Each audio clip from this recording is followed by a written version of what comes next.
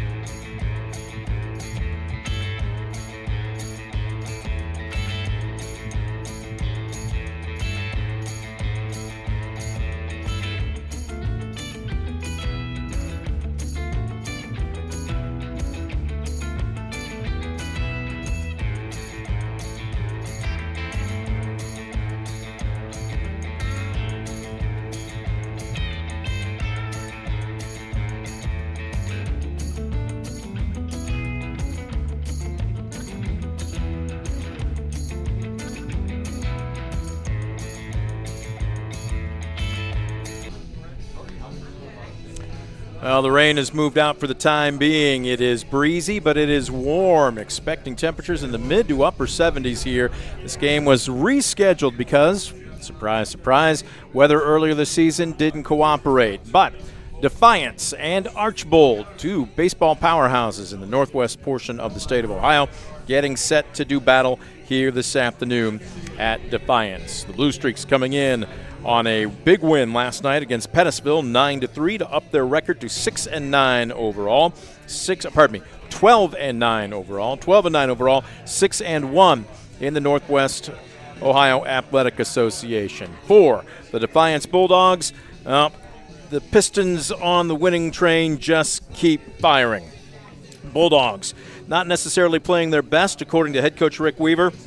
Still with a convincing 7-2 win last night at Wauseon to up their record overall to 17-0, 7-0 in the Western Buckeye League. The Estill Chevrolet Cadillac pregame show is on the air. Brent Balbinot alongside Scoop Miller.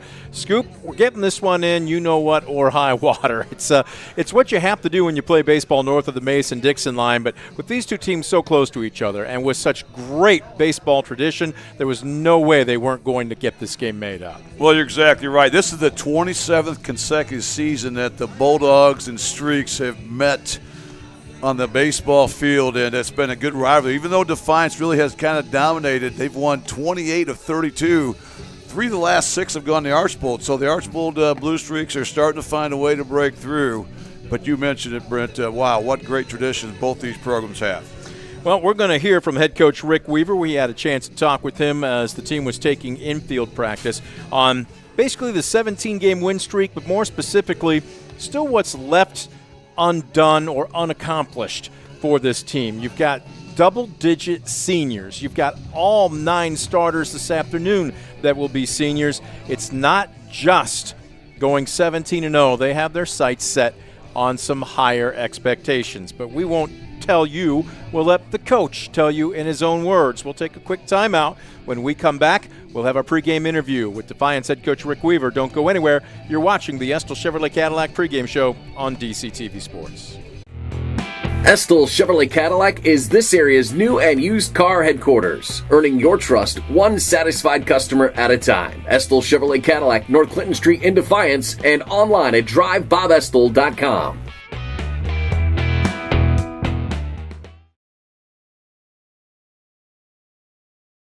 For the past 70 years, Midwest Community Federal Credit Union has been your financial partner, helping you achieve your dreams and secure your future. Midwest Community Federal Credit Union, with locations in Defiance, Bryan, and Napoleon. Find out more at midwestcommunity.org.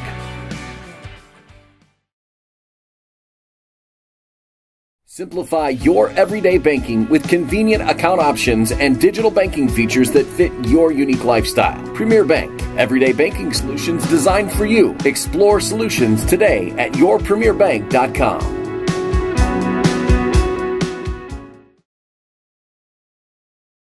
Simplify your everyday banking with convenient account options and digital banking features that fit your unique lifestyle. Premier Bank, everyday banking solutions designed for you. Explore solutions today at yourpremierbank.com.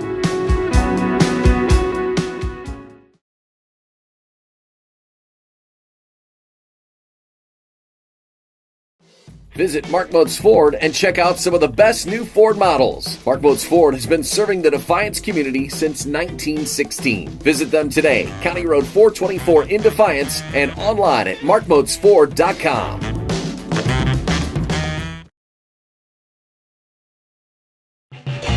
Proudly serving the area with the highest quality contracting services for nearly 100 years. Baker Schindler Company of Defiance and Paulding, 419-782-5080. Online at baker-schindler.com.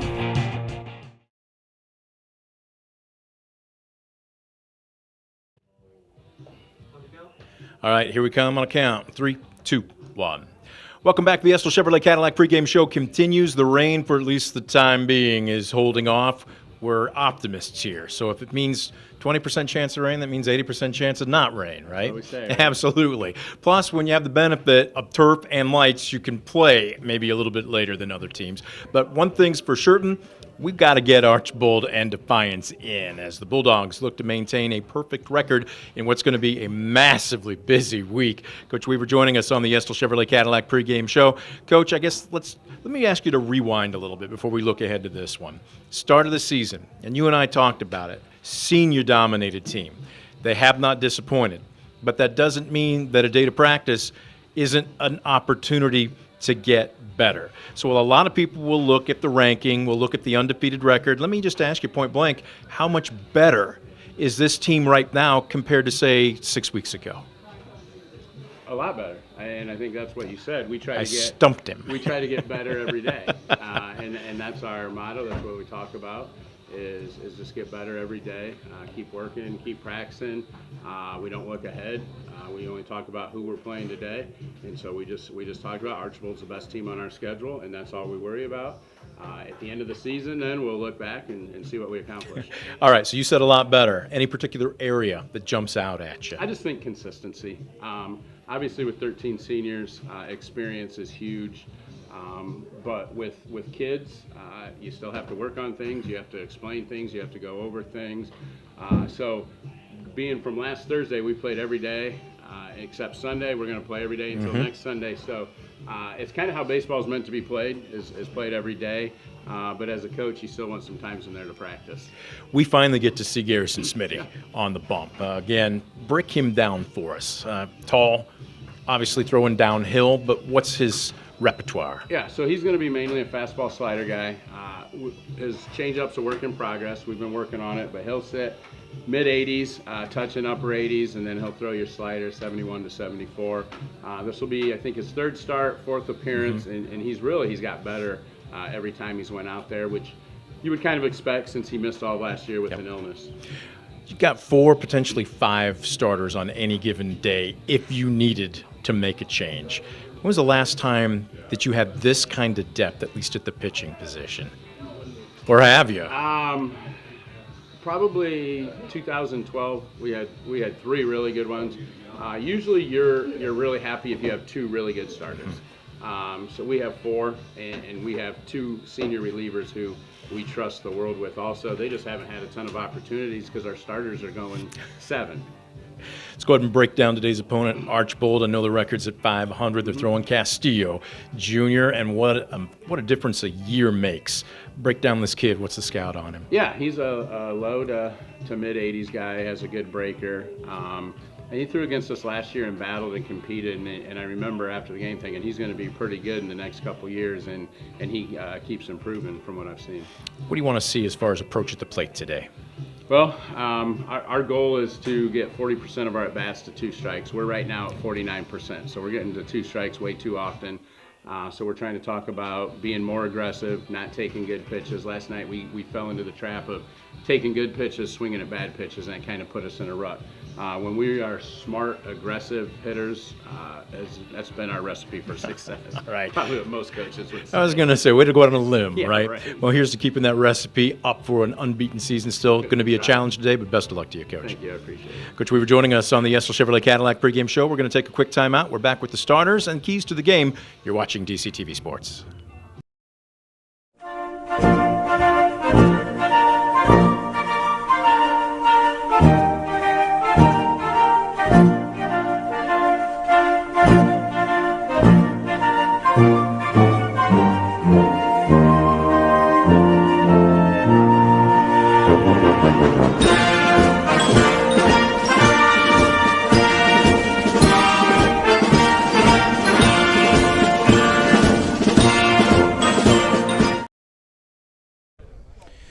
The Estel Chevrolet Cadillac pregame show set for our keys to the game and our starting lineups. As you see, Defiance taking the field. We're also just around the corner from our national anthem. As they join the team on Brent the court, Balbinot alongside Scoop Miller as bringing out some of the future Bulldogs. Youth program out here today. Decent crowd despite the earlier rain as they will pair up with one of their favorite players and get ready for the national anthem, which is brought to you by the Defiance County Veterans Office. Proud to support local veterans and their families, connecting them with resources available to them. If you have any questions, what you might be eligible for, give their office a call at 419-782-6861. That's 419-782-6861, the Defiance County Veterans Office. Now, the national anthem.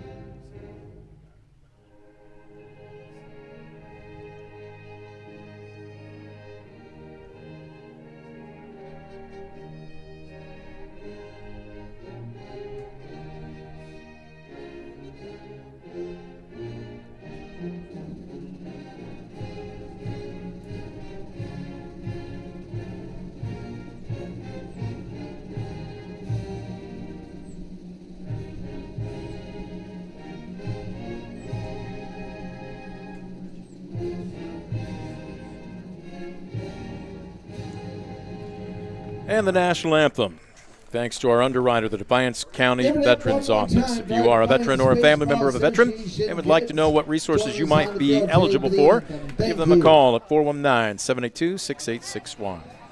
Time now for our starting lineups, brought to you by Baker Schindler Company, serving the area with the highest quality contracting services for nearly 100 years. Baker Schindler Company of Defiance and Paulding, baker-schindler.com. Let's start with Archbold's lineup.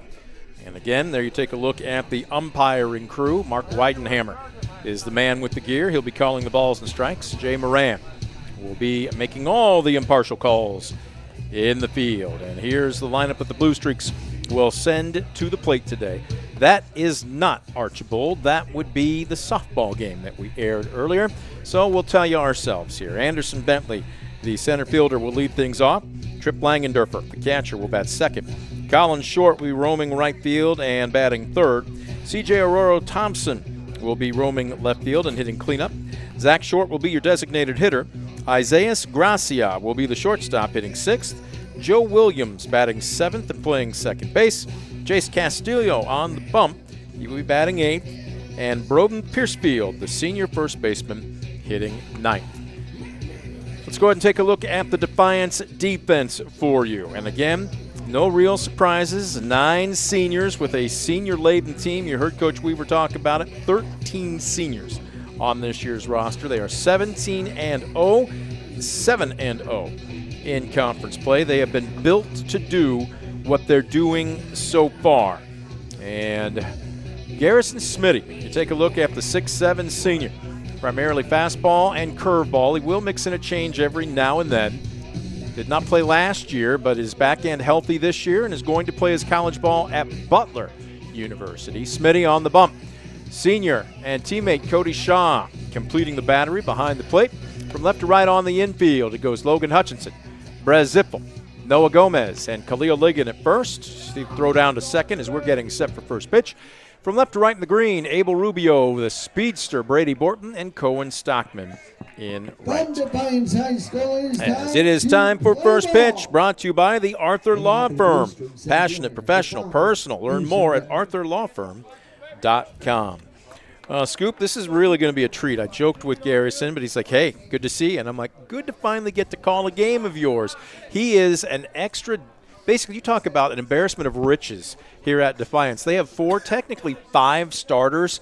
Any team in the conference would be happy with at least 1 or 2 of these guys. But this is a young man who is going to be very interesting to watch here this afternoon.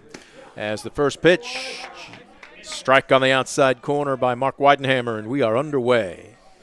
Well, no doubt about it. When you have a guy that has a frame that Grayson Schmidt has, he throws downhill. Yep. Boy, that's going to be a tough matchup for the Streak offense. As this one fouled straight back by Bentley, down in the count now, no balls and 2 strikes. Bentley entering today's contest, hitting .306 as the leadoff man hitting, or pardon me, an on-base percentage, I should say, of .479. Digs in right in the heart of the box. Lefty-righty matchup. Swings and fouls away. Again, that looked a bit more like a slider with some glove side run. I know they call it a curve, but Scoop, a lot of kids, especially at the prep level, really, when they say curve, it's kind of a hybrid. Yeah, a lot of guys it is. Defiance probably throws more 12-6 curveballs than anything, but that certainly was one of those hybrid sliders that had a lot of left to right run. It came right into the hands of Anderson Bentley. So the 0-2. Smitty slings it sidearm and fouled off. Bentley hanging tough with 2 strikes. Right now, great job by Bentley, just hanging tough up there, but credit to Schmidt. He's doing a nice job of tacking his zone, not wasting pitches. He's been awfully competitive here against Bentley early on. 0-2, Smitty trying to polish him off, and a called third strike on the outside corner. That is a Premier Bank strikeout to lead off the ball game. Again, great job by Schmidt. He's really hitting the spots. Did a great job of really kind of pounding some off-speed pitches there to Bentley. And Bentley goes down looking, a quick out for the Defiance defense. Garrison Smitty's numbers on the season. He's got 3 wins against no losses in 4 appearances. A stingy 1.29 ERA as a swing and a miss as the bottom fell out of that pitch. Catch a trip Langendorfer looking at an 0-1 count. An opponent's just hitting 132 off Garrison Smitty this season, so he's really been lights out, been a tough guy to square up. He's only yielded 7 hits in 16 1/3 innings pitched this year. 1 ball, 1 strike. Smitty, 13 walks against 20 strikeouts on the season. Again, while he might be a little imposing at 6'7", and as you talked about there, Scoop, but he's also a pitch-to-contact guy. He doesn't have to strike everybody out 1 through 9. That's what makes him such an effective pitcher. You know, it's more about getting guys to hit his pitch. I mean, he can sneak a fastball by you, especially with that 6'7" frame. But, again, he's learned to master hitting the spots, moving inside out, getting guys to hit his pitch. Off speed, check swing. Did he go? He did not. Home plate umpire Mark Weidenhammer points down. And Smitty. Boy, he wanted that pitch, did not get it. That was a swing and miss pitch. That was not going to sneak by anybody. So 2 balls and 2 strikes. This one well struck deep to center field. Borton, though, drifting back. And with the warm but somewhat humid air, I'm not sure the ball's going to travel as well tonight as it maybe has in a few weeks past, but Borton had him played perfectly 2 away. Yeah, great job by Borton, who was able to track that down. No problem at all. The wind kind of going to hold things up today. A little slight breeze coming in. 2 quick outs for Smitty here, trying to retire the streaks in order here in this first inning. So that'll bring up Colin Short.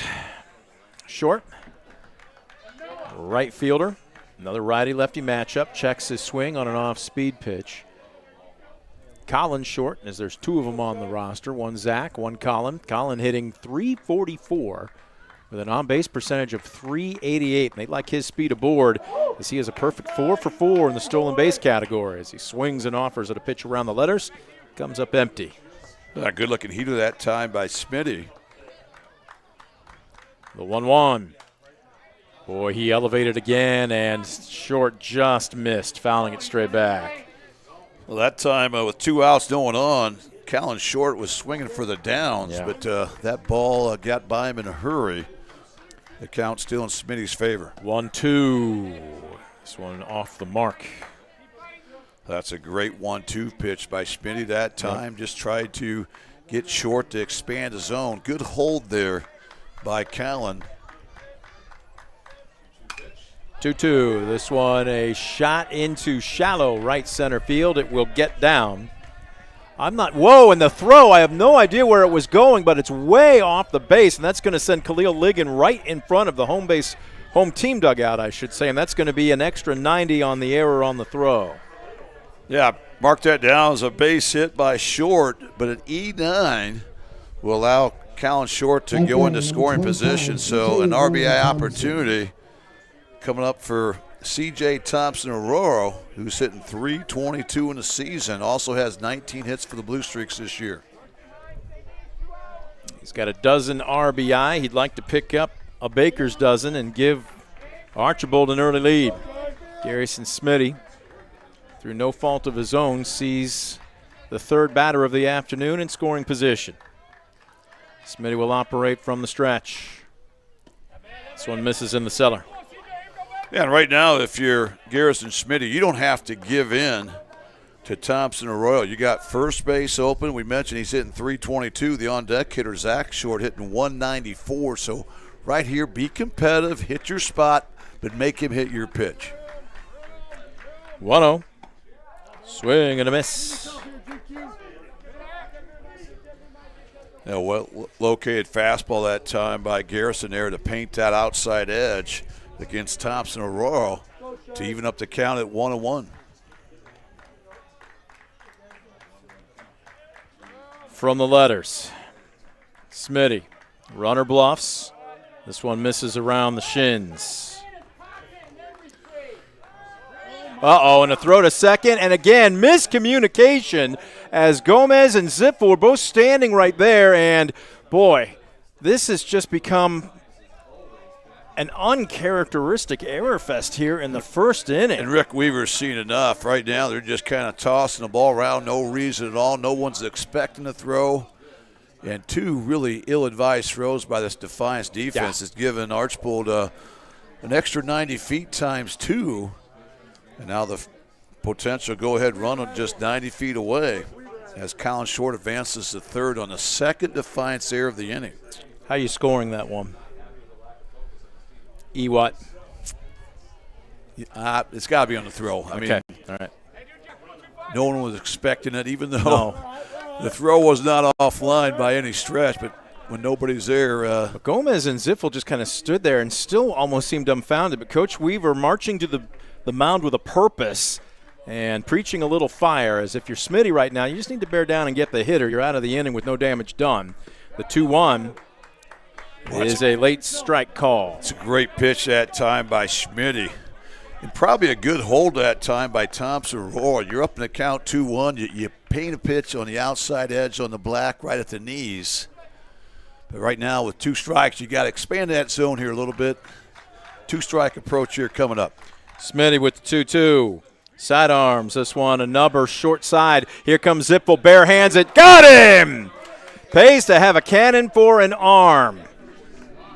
Score at 6-3 on the putout as Thompson dove into the bag. You're trying to beat a throw, not a tag there, but he appears to be okay, and Defiance none the worse for wear, despite giving up no runs on 1 hit, 2 errors, and 1 left aboard. We're through 1/2 inning. Archbold nothing. Bulldogs coming to the plate. You're watching DCTV Sports. Proudly serving the area with the highest quality contracting services for nearly 100 years. Baker Schindler Company of Defiance and Paulding. 419-782-5080. Online at baker-schindler.com. Brunswick Eye and Contact Lens Center. Personalized service and quality products in a friendly and caring atmosphere. Schedule your appointment today. Brunswick Eye and Contact Lens Center. Stadium Drive in Defiance and online at visionsource-brunswickeye.com. In life, unexpected challenges can test us. If you've been seriously injured in a car accident, you deserve a team that understands. Because your story matters. Call Arthur Law Firm today. We'll fight for you every step of the way. Back at Defiance, Brent Palpinot alongside Scoop Miller as we head to the bottom of the first. Archbold threatens two rare throwing errors by the Bulldogs in the top half of the frame.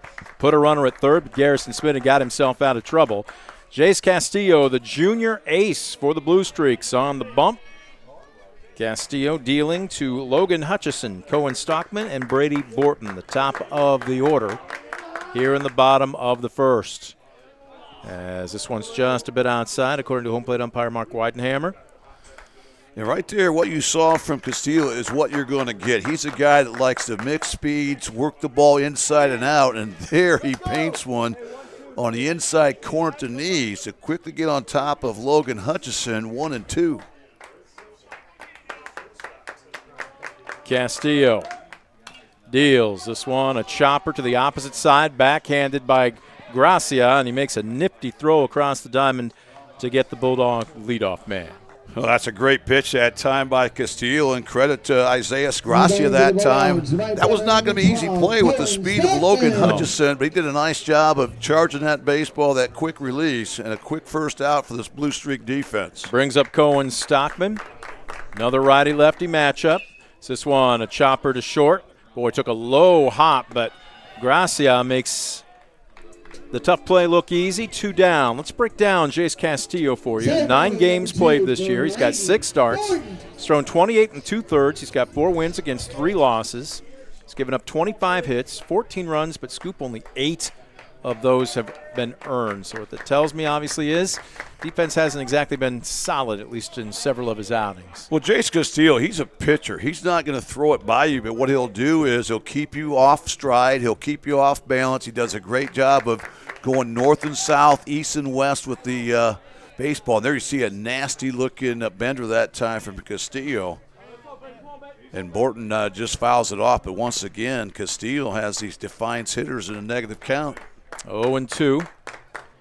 Castillo sets, deals. This one, a liner back up the middle and into center field for a 2-out single. So both teams with 2-out singles, keeping the line moving. Castillo, Scoop, bearing down, or pardon me, his stats bear out what you were just talking about. Opponent's hitting just .229 against him. And his ERA, which is really, at the end of the day, the one stat that we probably should focus on the most, is are you giving up runs? You may be giving up base runners, but are they coming home to score? He's got a sub-2 ERA at 1.95.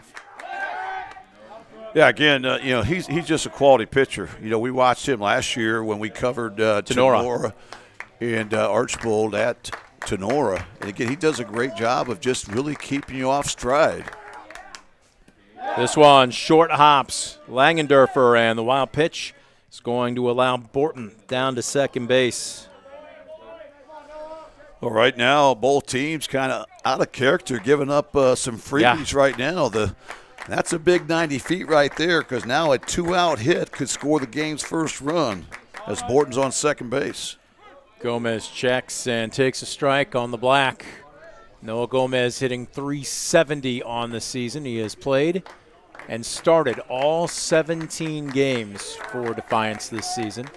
He's got 20 RBI. Number 21 is now in scoring position, but he swings and fouls this one away. A great job by Castillo once again. That time he just elevated the fastball. Again, just setting him up here, I think, for the curveball coming, low and away as Castillo's up 1-2. Runner breaks. This one, a ground ball up the middle and into center field. Coach Weaver will wave Borton around third, and well played. Aggressive offensively by Defiance, and they break the scoreboard first, 1-0 on a 2-out RBI single by Noah Gomez. A tremendous job by this Defiance offense. After 2 quick outs, they string together back-to-back 2-strike, 2-out hits. And you combine that with that wild pitch in between, Defiance gets an early gift, and they take the lead over Archbold 1-0.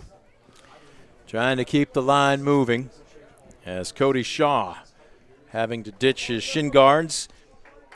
The catcher's challenge whenever you're on deck. with 2 outs. He will now stroll to the plate, take a couple of practice swings. Cody hitting .380 on the season.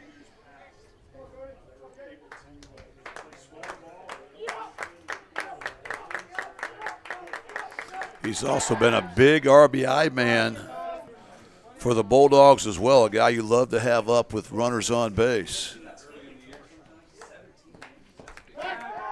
Uh-oh, throw gets away from Piercefield, and that's going to allow, is that going to allow 90 feet or, nope, just 90. Checking in as Gomez was taking a look at Coach Weaver. Well, both teams have been kicking the ball around the infield here in the early going, Scoop. Very uncharacteristic for both squads. Yeah, right now the defense is just trying to do maybe a little bit too much. As we've seen both teams out of character throw the ball around. An extra 90 feet for Defiance. And right now with 2 outs, you want to be greedy if you're the Defiance Bulldogs. You got an early run, that's great. Try to make it a crooked number here. Look for that 3rd consecutive 2-out hit right here. Langdorfer went out to have a talk with Castillo with a runner at second, most likely going over second sign indicator. This one again low, and it scoots away from Langdorfer, and the wild pitch, second of the inning, will allow an extra 90 feet for Gomez. And right now that's big. You got a guy on third base. Even though there's 2 outs, now you're probably going to get a little bit better pitch to hit if you're a hitter. You don't want to bury a 59-foot curveball, and that's what Castillo likes to do. So right now, if you're Shaw, you need to stay locked in. Look for something you can drive. Chopper to short, sets up nicely on a second hop for Garcia, and a low throw gets away from Piercefield. He couldn't pick it. 1 run is home. There'll be a play at second. Not in time. Wow. Well, right now, having completed an inning, we have a total of 4 errors, 2 by each team. We also have multiple wild pitches. All in all, Defiance is the team that's cashed in as the Bulldogs now lead 2-0. And Khalil Ligon, the senior, hitting .271, trying to keep the line moving here with 2 outs. Well, Defiance with a couple of errors in the top of the first, but we're able to survive them. Archbold unable to do so here as 2 runs have come home as Ligon digs in. Khalil was really working on some stuff during batting practice before the game. 1-0 the count as Castillo checks the runner at second. This one a chopper up the middle, and oh, what a snare by Gracia, and the throw on the money. Stealing away a base hit and quite possibly an RBI. But with it, Defiance still puts 2 runs across on 2 hits, 2 errors, and 1 left aboard. We're through 1. Defiance 2. Archbold nothing. You're watching DCTV Sports. Being your best isn't just about taking care of your body. It's about taking care of your mind and mental health. Find the resources you need to make your mental health a priority. Love your mind. Estill Chevrolet Cadillac is this area's new and used car headquarters, earning your trust 1 satisfied customer at a time. Estill Chevrolet Cadillac, North Clinton Street in Defiance, and online at drivebobestill.com.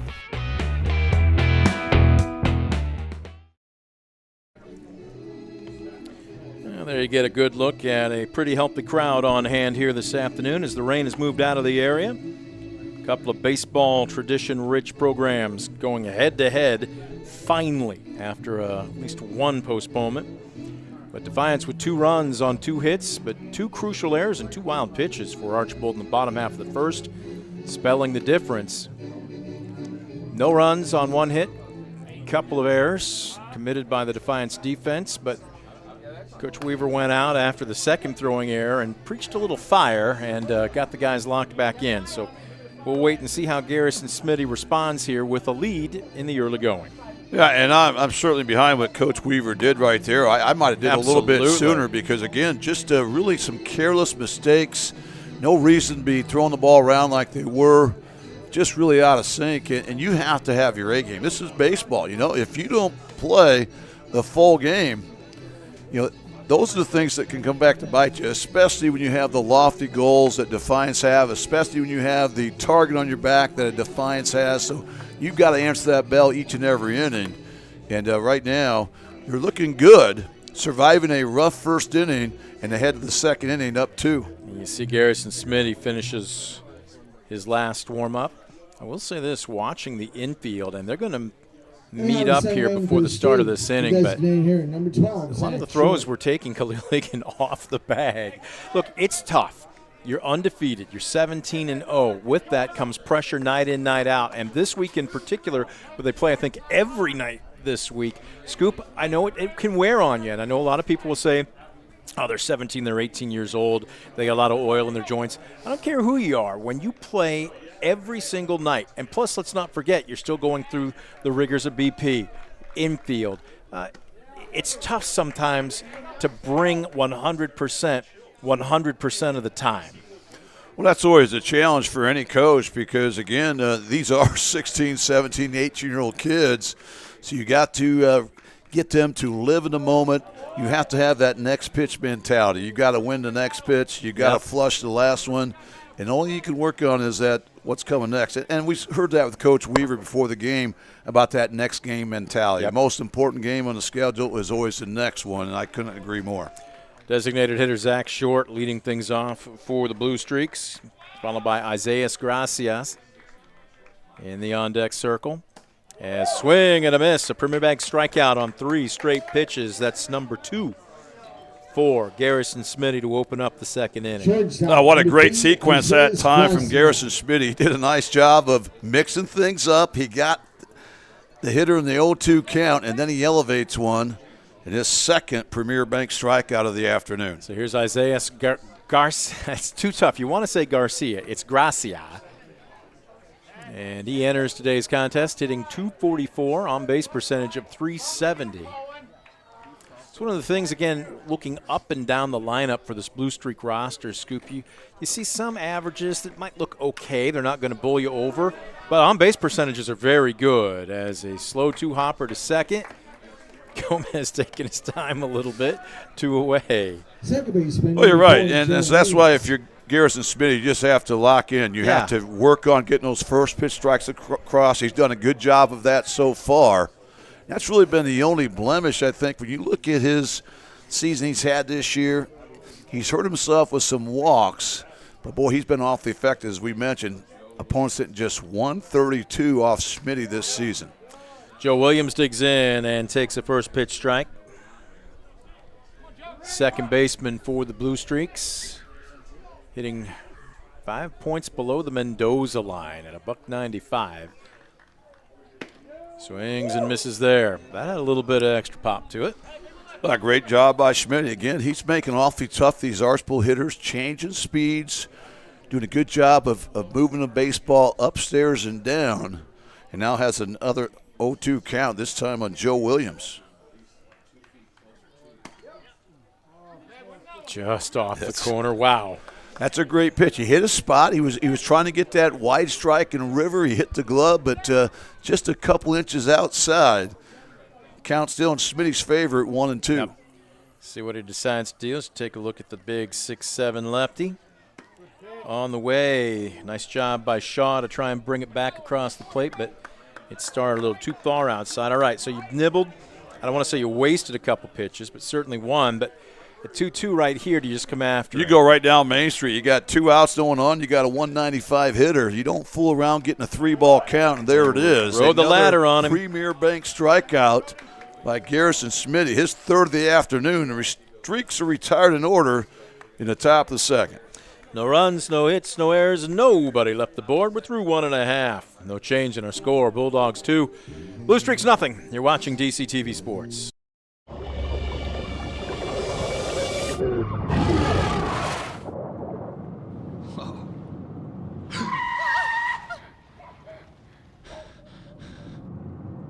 Eyes forward. Don't drive distracted. For the past 70 years, Midwest Community Federal Credit Union has been your financial partner, helping you achieve your dreams and secure your future. Midwest Community Federal Credit Union, with locations in Defiance, Bryan, and Napoleon. Find out more at midwestcommunity.org. Simplify your everyday banking with convenient account options and digital banking features that fit your unique lifestyle. Premier Bank, everyday banking solutions designed for you. Explore solutions today at yourpremierbank.com. Back at Defiance, bottom of the second, brings up the bottom of the order for the host Bulldogs, 7, 8, and 9. Designated hitter, freshman Colt Ward. Senior left fielder Abel Rubio on deck, and senior shortstop Brez Ziffel in the hole. On the bump for a second inning's worth of work, the Archbold ace, Jace Castillo. Couple of wild pitches, couple of errors, and all of a sudden, a couple of runs. We'll see if he and his teammates can settle down defensively. I still get the feeling, Scoop, and I don't think anybody would be surprised if this game became or finished as a pitcher's duel. Well, I agree. You look back at that first inning, Castillo got 2 quick outs, had 2 quick strikes, just a strike away from a 1-2-3 inning, but yet Defiance found a way to grind out a couple runs. So I think that's going to be huge, especially in a game, as you mentioned. Probably not going to be a ton of runs. I think runs will be a premium most of the afternoon. 0-1, lined into center field. You could see Bentley think about charging it, but that toughest ball any outfielder will tell you is the ball hit right at you, and he just didn't get a good gauge on it until it hit the turf for a leadoff single. Great job by Colt Ward. He's a guy hitting .476 from the 7th spot, leads off the inning with a solid knock. And now Abel Rubio here, probably a bunt scenario coming up for the Bulldogs. Trying to find a way just to win an inning here, up by 2, trying to expand their lead. He squares to bunt, hitting just $182. This one's going to drift foul up the third base line. Nice job by Harrison Wise that time, the third baseman for the Blue Streaks, coming in, making sure that ball crossed that foul line in foul territory before he grabbed it.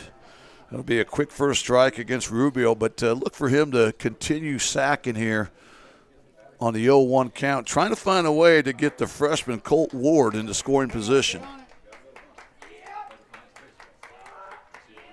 I'm looking at Weiss over at third. He's a couple of steps in front of the bag. Rubio squares to bunt, takes for a ball. Yeah, really surprised that Castillo was not thrown over the first base just to make sure Rubio was going to show his hand. That time a good hold by Rubio, and the count evens up at 1-1. Castillo deals. Whoa, high and tight. A little chin music, and Rubio able to lean out of the way. Yeah, right now, if you're Jace Castillo, you have to take the out here. You have to force Rubio to get the bunt down, not allow him to get in a 3-ball count. 2-1. This one pushed back towards the first base side of the mound. Castillo's only play at first. Boy, the throw was wide, but a nice pick, or more like stab by Piercefield.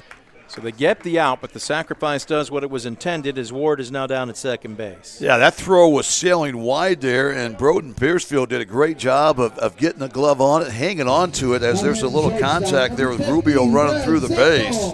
But a good sacrifice bunt that time from Abel, and now an RBI situation for Brez Ziffel. Ziffel digs in. Senior shortstop fouls the first pitch back. He has – there's no other way to describe it, folks. He's been in a slump, hitting just $163. This is a young man that was up around 280, 285 most of last season. Got hot late and hit over 300. But he is, by Coach Weaver's own admission, in his own head a little bit. I watched him during BP in the cages earlier today. And, Scoop, part of the problem is when you're gripping a little tight. And it's so tough to understand, especially even as a veteran senior like Brez Ziffel. I'm watching his body language right now, and he just looks tight. He looks tense as he steps in. And Coach Weaver and I were mentioning it.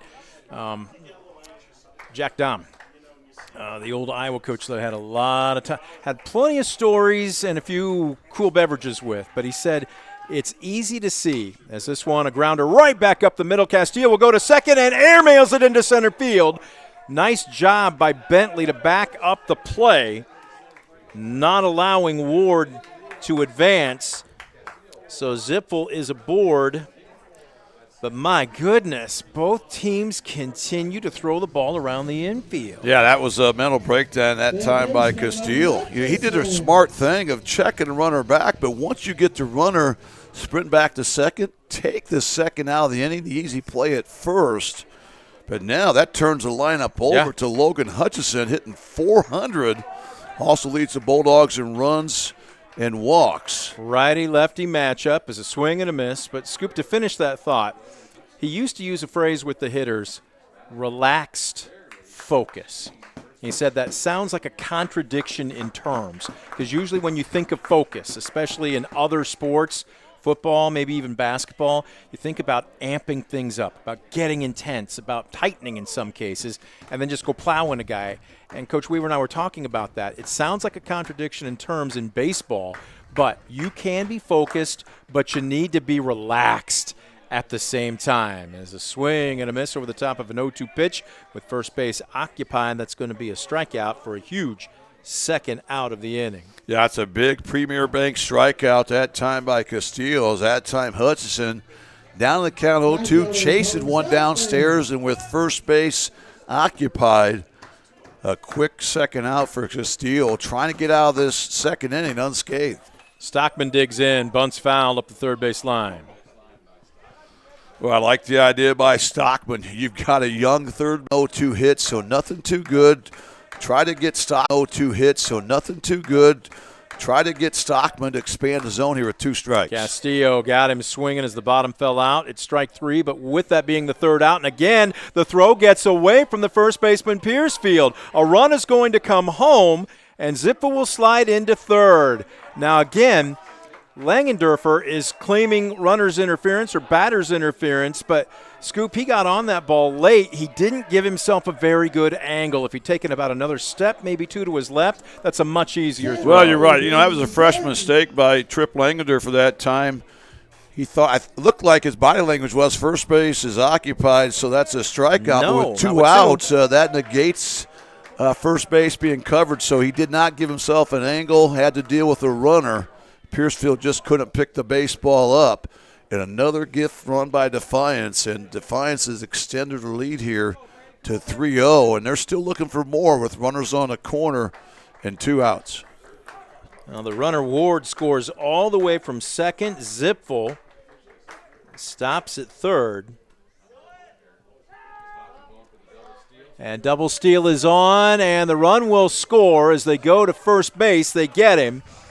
But Mark Weidenhammer pointing at the plate as Zippel had scored well before the third out was tagged. And that's going to be another 2 runs for Defiance here in the bottom of the second. They only pick up 1 hit, but again, a couple of crucial errors makes it 4-0 Defiance as we head to the top of the third. We're back after this on DCTV Sports. 1 in 10 kids vape. Each vape pod can contain the same amount of nicotine as a pack of cigarettes. The Health Class Film Guy isn't the best person to talk to your kid about vaping. Got a few minutes? You are. Talk to your child about vaping today. Proudly serving the area with the highest quality contracting services for nearly 100 years. Baker Schindler Company of Defiance and Paulding. 419-782-5080. Online at baker-schindler.com. For decades, I've taught you everything I know. But only you can prevent wildfires.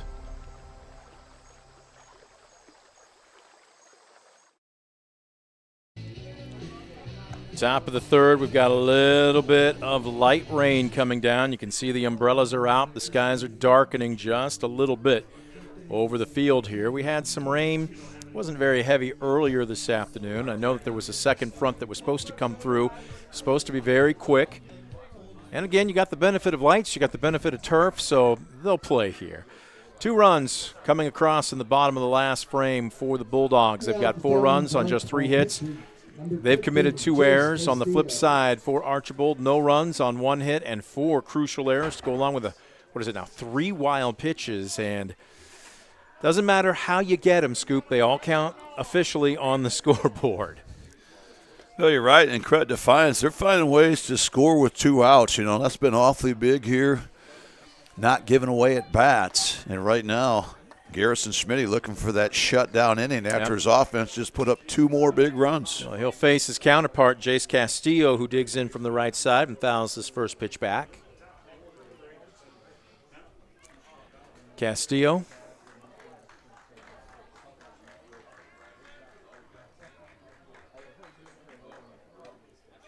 Takes. Always, you can't be too quick with Mark Weidenhammer behind the plate. He is very deliberate in his calls. You know, he's been that way for a long time. Very consistent umpire, very solid umpire. Mark's done a great job over the years. 1-1 popped into right center field. Borton drifting over, likewise as Stockman, but the center fielder takes charge and puts the leather to it for the first out here in the top of the third. A great start by Schmitty. You know, anytime you have a lead, you want to pitch with a lead. So you attack the zone. You don't fall behind the hitters. You try to get that first pitch strike across. He's done a great job. Right now has only surrendered 1 base runner, and that was that 2-out hit by Colin Short back in the first inning. Here's Broden Piercefield. Long swing as the bottom fell out of that pitch, strike 1. Yeah, nasty looking bender that time from Schmitty, but a big no-no there from Piercefield. Early in the count, you need to be selective. You're not swinging at just any strike or any pitch. There's a good hold as that time, it looks like Schmitty tried to double him up. He went right back to that same pitch he had just moments ago where Piercefield was fishing. 1-1. Schmitty deals. Swing and a miss, strike 2. That's a good-looking fastball. You know, after you double him up with back-to-back benders, he comes with that heater, and at 6-7, that ball gets on you a little bit quicker than it normally would.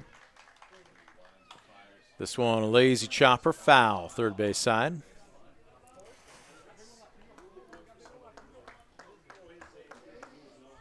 Piercefield will take his time trotting back to pick up his bat. He'll have to be protecting here with the count 1-2.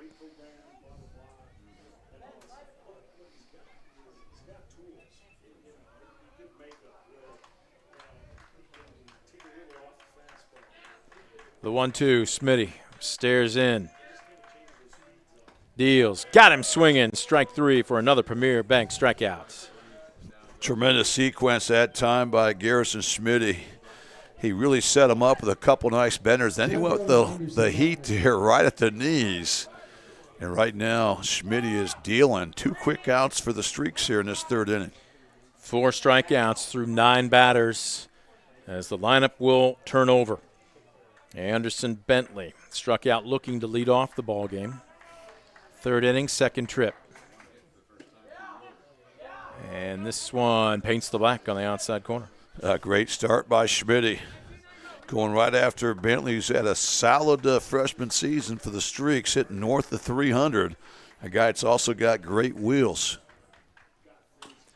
Up around the letters, this one chopped right in front of the mound. Schmitty takes his time, and the ball was bobbled, but they're going to say controlled by Khalil Ligon, and that will make it a 1-2-3 inning. No runs, hits, errors, nobody left the board.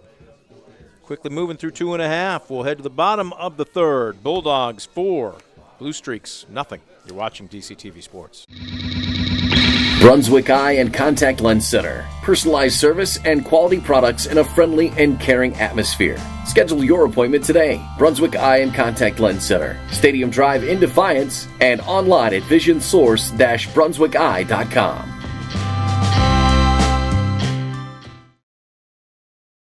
In life, unexpected challenges can test us. If you've been seriously injured in a car accident, you deserve a team that understands. Because your story matters. Call Arthur Law Firm today. We'll fight for you every step of the way.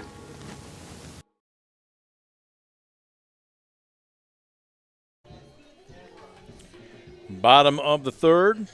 Then you take a look at very good-looking crew tending ball. And what's he got there? A piece of pizza? Oh, what is that? It's fork and knife food. What have they got? Is that actually concession stand food here this afternoon? What is that, a I'm sure it's taco on. I'm salad? sure it's on its way up to the press box, Yeah, whatever I'm sure it is. it is not. Goodness gracious. I couldn't eat it today anyway, but just the same, we're feasting on some good high school baseball here as we welcome you back. Bottom of the third will bring up 4, 5, and 6. Gomez, Shaw, and Ligon. All to take their second cuts of the afternoon against Archbold starter Jace Castillo.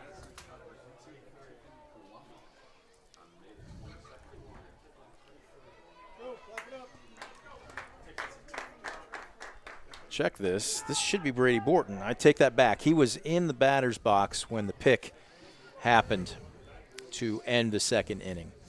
So Brady Borton will lead off this frame. It'll be 3, 4, and 5. Meat of the order. Borton 1 for 1 with a single.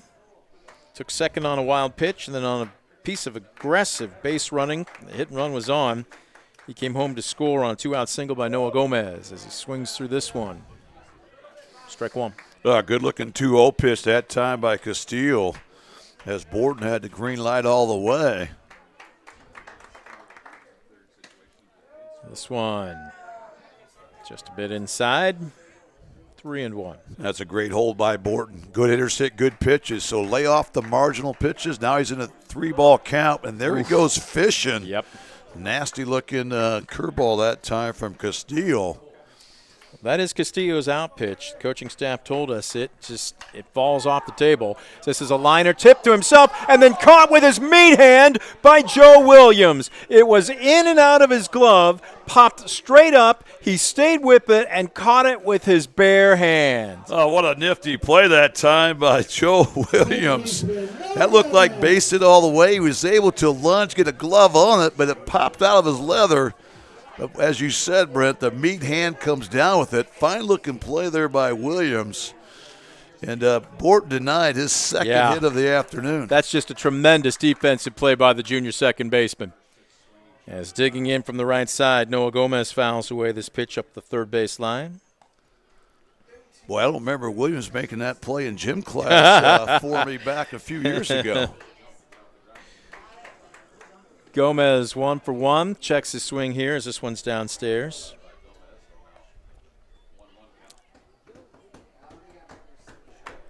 Hearing a little bit of energy now come from the Defiance dugout. The 1-1. Swing and a miss. He takes something off of that.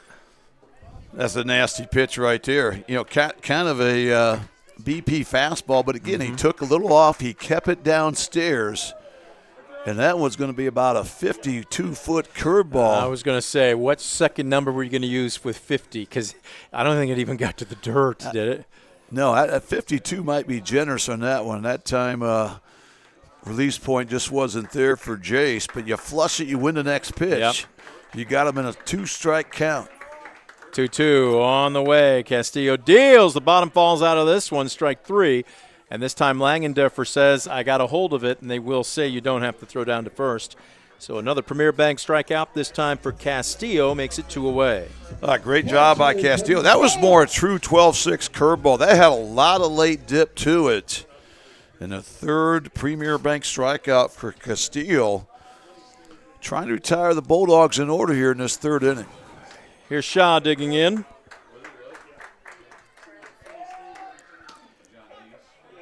Cody was out in front of that pitch, couldn't quite gauge it, and takes strike 1. Castillo looking to retire Defiance, scoreless for the first inning today, and this one again buried at about the front of the batter's box.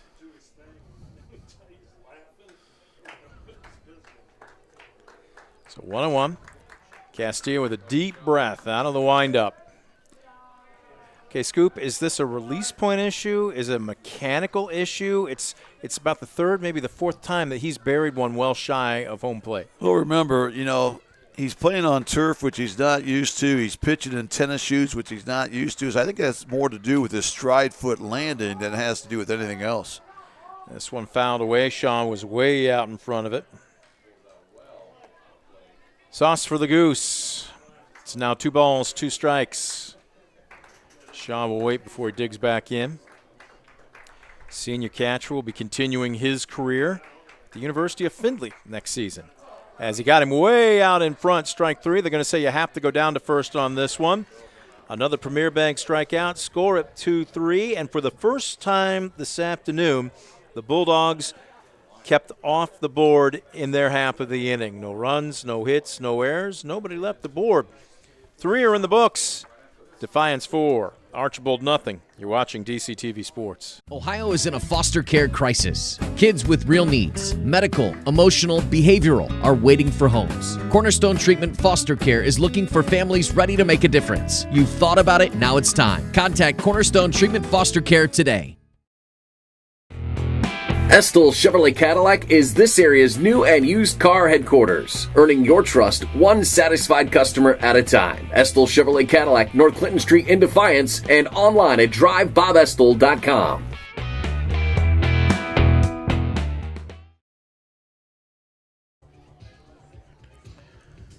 There we go. Field level. There's a future Bulldog. Might take him a few years, but he's already got the bug. Top of the fourth as we welcome you back. Skies just a little bit darker, but the rain holding off. 4 runs on 3 hits. A couple of uncharacteristic errors for Defiance. No runs on 1 hit. 4 errors for the Blue Streaks. Garrison Smitty, you see big number 44, the tall 6'7" lefty. Looking to continue his scoreless inning streak here this afternoon. He will face 2, 3, and 4. Langendeffer, Short, and Thompson. Archbold, the Blue Streaks, with those, can't call them quite powder blue uniforms, although they're close. Very reminiscent of the Milwaukee Brewers, especially from the early to mid-'80s. They just made their debut last year. Kind of a retro look for Archbold, who was kind of that Columbia blue at times, late 70s, early 80s. I mean, they mixed in some royal blue during those times as well, but in recent years, in fact, the last couple of decades, they've been navy blue. All blue, usually, again, and I know fashions change, let's put it that way, but I like the mix of color, usually. I mean, if you're colors, and how often do you hear teams or programs say our colors, plural, are, go ahead and wear them. Defiance electing to go with the blue tops, or pardon me, the white tops, with the blue trousers with the white pinstripes this afternoon, as time being asked for and granted for Trip Langendeffer, as he will dig in 0 for 1 with a fly out to center field back in the first. Smitty deals, works the inside corner, it's off the mark.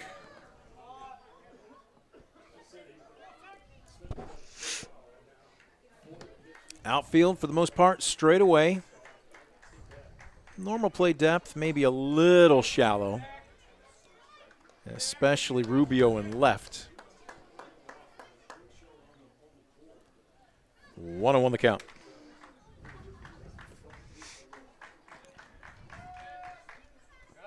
This one, short hops Cody Shaw by a couple of feet. Smitty not happy with himself. 2-1. Langendorfer's the guy you want leading things off. He's got a .561 on-base percentage, just unreal. Especially you think this guy's just a freshman up there.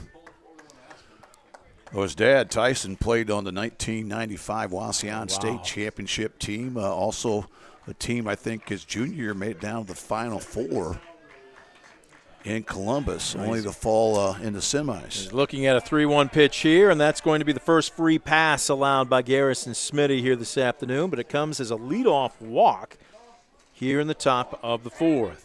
Great job on Langendorf. Right now, the Streaks just need to find a way to dent the scoreboard. You don't have to get all 4 runs back, but you want to get something going. You haven't had much traffic on the bases, and now we'll see Smitty here go from the stretch with Langendorf on first, no one out.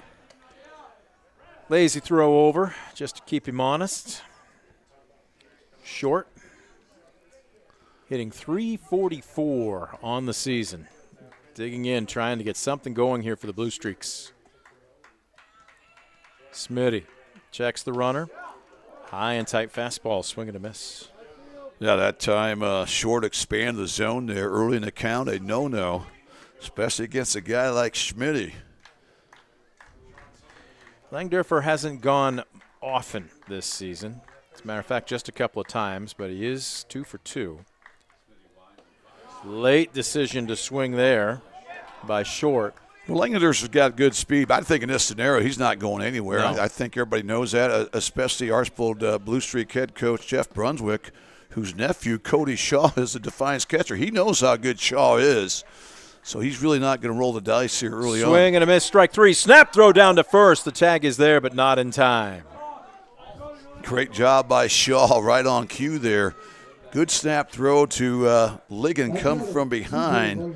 Langendorfer just under the tag there, coming on the back side of the base. 5th strikeout in 11 hitters for Garrison Smitty. 1 away, brings up the cleanup hitter, C.J. Aurora Thompson. This one popped up right side. Park won't hold it.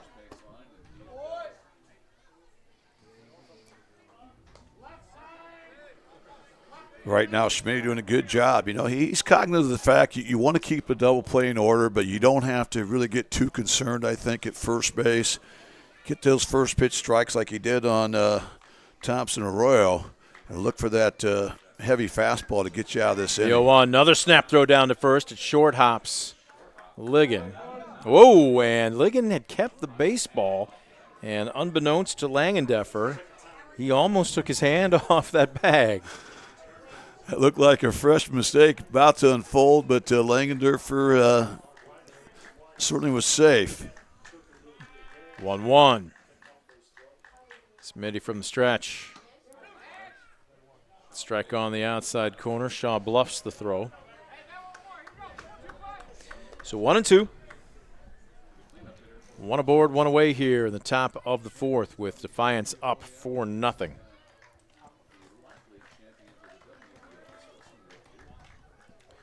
Thompson 0 for 1 with a ground out to short. Really took a nifty play on a charge by the shortstop Brez Ziffel, who barehanded the grounder and got him by about a good step and a half. Check swing in the dirt. First base is occupied. They don't have to go down there. There's another Premier Bank strikeout, 2 away. Great job by Schmidt. That's what you can do when you get hitters in negative counts. You can expand the zone. That time you went downstairs with that bender. Gracia just could not hold up. And right now, 6 Premier Bank strikeouts for the senior, Garrison Schmitty. So with 2 down, that'll bring up the left-handed hitting DH, Zach Short, late on his first swing.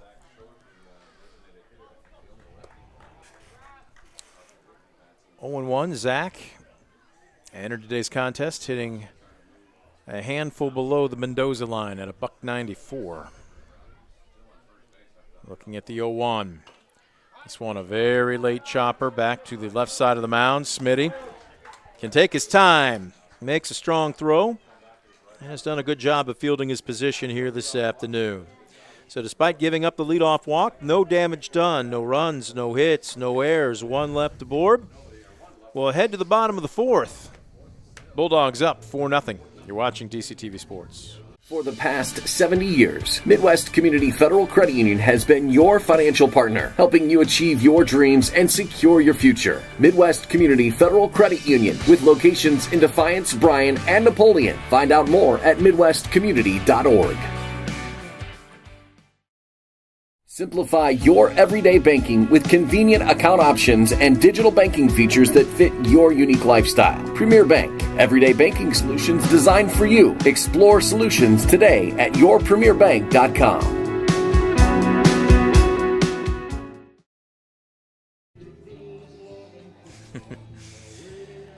Another look at those. How many future Defiance baseball players, varsity baseball players, are in that shot? What do you think? Gonna have to wait quite a bit, maybe even another 5 or 6 years for that youngster. Although Dad looks extremely athletic, so if the bloodlines pass the eye test, maybe a future All-Stater.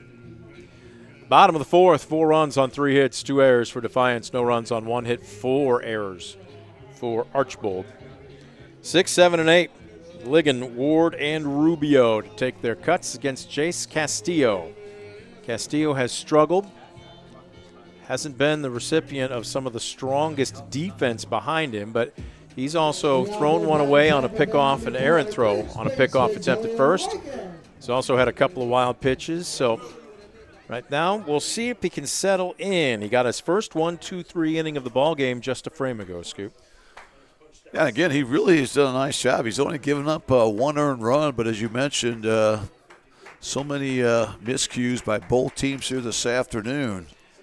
Boy, Ligon takes a massive cut at a first pitch fastball, fouls it straight back. Again, nothing wrong with being aggressive early, especially when you get the fastball early in the count. You just don't want to miss it and foul it back, and that's what Ligon did right there.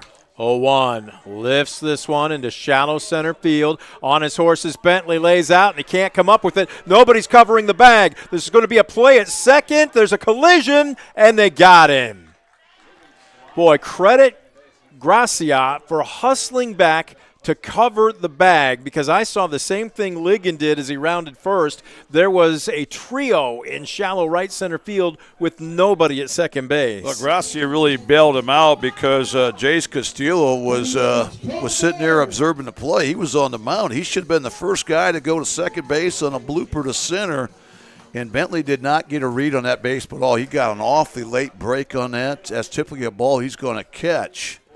But a good heads-up play there by Gracia. They're able to nail Ligon, trying to stretch that into a double.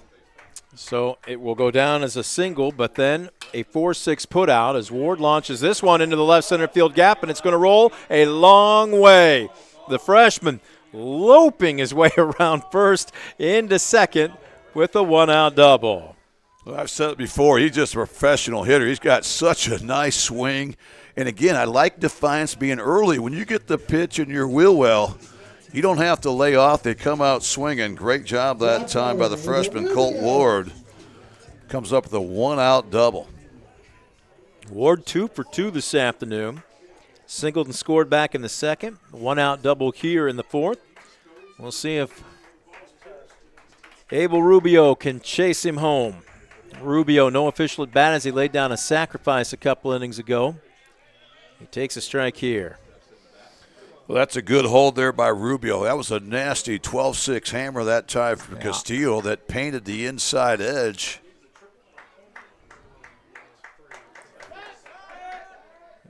Castillo steps off, looks the runner back to second. Rubio hitting a $182. But up 4-0 with only one down here and a runner in scoring position. Golden opportunity to pick up an RBI. Castillo deals. This one a chopper to third. Weiss looks the runner back, but the throw takes Piercefield off the bag, and everybody's going to be safe. And again, Archbold right now just having all kinds of difficulty on the defense. That should have been an easy second out. Instead, really an incredible play by Broden Piercefield. You know, a lot of times a first baseman will try to stay on the base, make the impossible play. He did a great job getting off the base. Made a tremendous pick there. Trying to work his way on the all-scoop team with that pick right there. So instead of 2 down and a runner at second, whoa, as Zippel squares to bunt and takes a little chin music as he pulls back. There's one away with 2 aboard. Zippel reached on what would have been a fielder's choice. It ended up being an error on the throw. Came around to score 1 of 2 runs as he shows bunt here. And takes a strike. Yeah, I have no problem with Zippel in this situation. That time, what that does, that moves the infield in, and now if he's swinging away, a hard ground ball might end up being an RBI single. Right now, the middle is pinching in, looking for a ground ball potential double play. This one fouled in front of the third base dugout. 1 ball, 2 strikes. And right now, if you're Zippel, you need that 2-strike approach. Put the ball in play. He's been a high strikeout guy this year. Right now, put a little pressure in the streak defense, especially with multiple runners on base and just 1 out. The 1-2. Boy, that's a big-time play by Langendorfer. That looked like it was going to be another wild pitch. was going to allow Defiance to move up a free 90. Instead, great job by the freshman Langendorfer to keep that ball in front and, more importantly, keep that double play in order. 2-2 on the way. Castillo deals. Tight swing, ground ball to second. They'll flip to second for one. The relay, Williams to Gracia to Piercefield. Score at 4-6-3, and the inning is over on the double play. So Defiance turned away for the second straight inning despite getting the one-out double by Colt Ward. No runs on one hit, no errors, and one left the board. 4 are in the books. As you see a frustrated Defiance senior shortstop. We're back after this on DCTV Sports. Visit Mark Moats Ford and check out some of the best new Ford models. Mark Moats Ford has been serving the Defiance community since 1916. Visit them today, County Road 424 in Defiance, and online at markmoatsford.com. Proudly serving the area with the highest quality contracting services for nearly 100 years. Baker Schindler Company of Defiance and Paulding. 419-782-5080. Online at baker-schindler.com.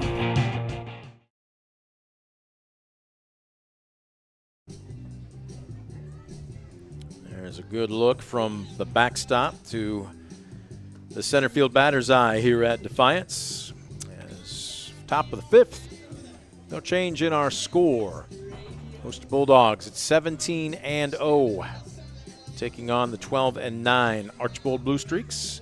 And there in the foreground, you see the field umpire, Jay Moran. A little warm-up taking place in right field as Cohen Stockman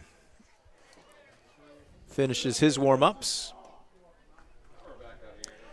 Well, we had some uncharacteristic defensive mistakes through the first couple of innings of this ball game, and Defiance took advantage of them. Archbold did not. And as it stands right now, the hosts, I guarantee you they would say this hasn't been their prettiest game, but they lead 4-0 as Garrison Smitty will look for another 1-2-3 inning. He's got 3 in a row after the first. If you're Archbold, just plug away right here. You're still in this ball game. You're just one big inning away from putting a lot of pressure in Defiance. So right now, find a way to set the table until the bats kind of get unwound. Usually, by the third time through, you're usually seeing the ball pretty well. But right now, they just love to find a way to scratch out a run here in this fifth frame. Isaiah Gracias. Oh, a liner to first, snared by Khalil Ligon. All 6'4" of the first baseman's frame, and he needed every bit of it as he steals a leadoff single away from Gracia. Well, that's a big-time play there by the senior Khalil Ligon. That was highway robbery. That ball was heading to right field all the way off the bat of Gracia. But great job there by Ligon to take away a base hit. And if you're Garrison Smitty, take advantage. Yes. Down the zone, you've got your defense starting to play behind you here. Joe Williams will dig in. 0 for 1, struck out swinging to end the second inning. We saw Zipfel with the web gem to end the first. We see Ligon with a web gem to open up the fifth. 1-0. Swing and a miss. Actually, it looks like he fouled that straight back. A nice job by Schmidt. He falls behind, but he comes right back with a quality fastball to get back and count 1-1. Now the most important pitch in baseball, that 1-1 count. Do you get the hitter in a hole 1-2, or do you put him in a hitter's count at 2-1? This is the pitch you want to get to. You always tell your guys within 3 pitches you want to have 2 strikes on your hitter. Williams hitting sub-200 entering today's game. His average has dipped another couple points. Weaver is saying, hey, how can you see the ball in the on-deck circle 35 feet? Weaver is saying, hey, how can you see the ball in the on-deck circle 35 feet away and you can't see that strike my guy's throwing? Away and you can't see that strike my guy's throwing. We'll ask in the postgame. 1-2, this one misses in the cellar. 1-2, this one misses in the cellar. Well, I was joking with Mark Weidenhammer when I went down because he was the only man that was of the 2 umpiring crew that was down around the dugout. And I said, who's your partner in crime? I said, ooh, off speed, foul tip, but hung on to by Shaw for a Premier Bank strikeout. That would be number 6. 7. Is it 7? Number 7 there for Garrison Smitty. Great job. And again, you can do that when you're controlling a count, and Smitty's done that to perfection here this afternoon. He's done a great job. He's only been in one 3-ball count all afternoon, so he's done a nice job attacking the zone early and often. So 2 up, 2 down. That brings up his counterpart, Jace Castillo. This one, get me over fastball for a strike.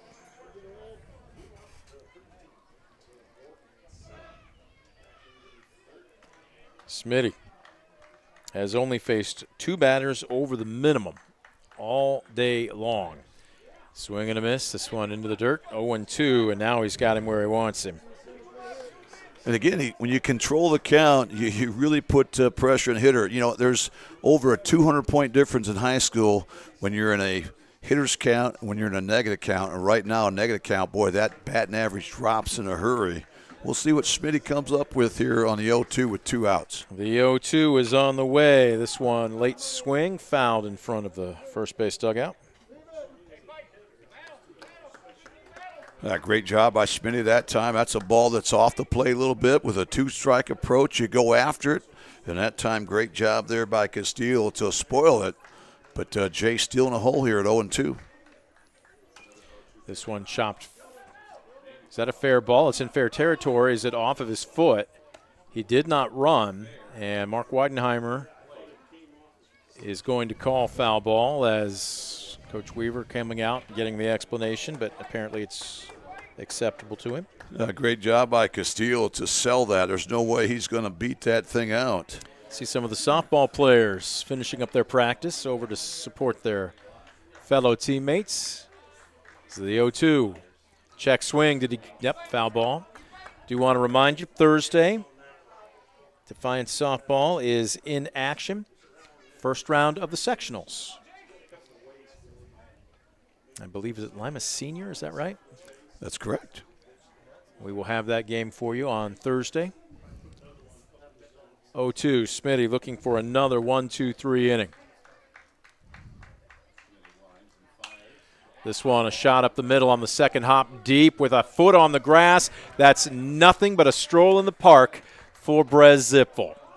Score at 6-3, and indeed, it's a 1-2-3 inning. No runs, no hits, no errors, and nobody left the board.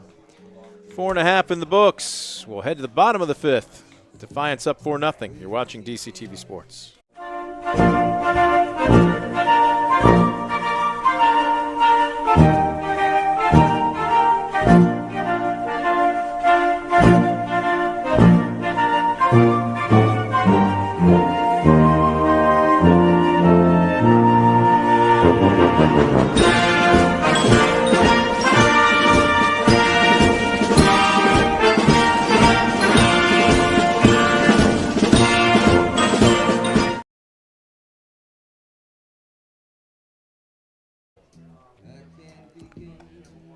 Bottom of the 5th, the skies are getting just a little bit darker in the distance, but right now the rain is holding off. Defiance 4 runs on 5 hits, 2 errors. Archbold no runs on just 1 hit. They've only had 2 base runners the entire game. 1 hit, 1 walk. That's all Garrison Smitty has allowed. And 5 miscues in the field by the Blue Streaks. It's all led to a 4-0 lead as Jace Castillo. This is their regular season finale, Scoop. I know we were talking with the coaching staff. I think it was right before you got there. They have purposefully added 2 more games because they didn't want to wait a little over a week before they got their first sectional game in. Now, for those that may not follow high school baseball as much as other sports, the playoffs getting started a week later than usual this season, and Archbold just didn't want to sit around twiddling their thumbs. Well, Jeff Brunswick's no stranger to high school playoffs. He was a part of the 1987 Coldwater State Championship team. He also was an assistant coach at Archbold when the Blue Streaks won the state championship in 2005. So he knows a little bit about trying to make tournament runs, so he wants to keep his guys fresh. And again, when you're playing a team like Defiance, you're going to see great pitching, which will prepare you for tournaments where you're going to see everybody's ace, especially the deeper you go in a tournament, you're going to see better and better pitching. You don't want the first time you see a guy that's throwing this effective like Smitty be in that championship game in the district tournament. 1-1 the count. Bottom of the fifth brings up the top of the order Logan Hutchison for his third trip to the plate today. He's looking at a 2-1 count now. Hutch 0 for 2 with a ground out to short and a strikeout swinging. Tries to bunt here and comes up empty. That's a tough pitch to bunt. That's one of those sliders that's got a lot of right to left run on it. And now the count even at 2-2. Swing and a miss on a pitch in the dirt. They'll have to go down to first.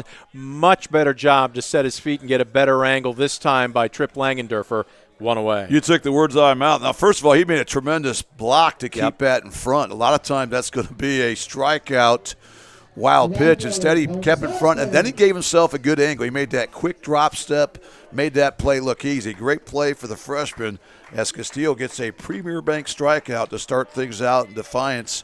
Half of the fifth inning. Stockman digs in and takes low. Another thing that he did too, Scoop, that I think you just cannot stress enough, especially with underclassmen.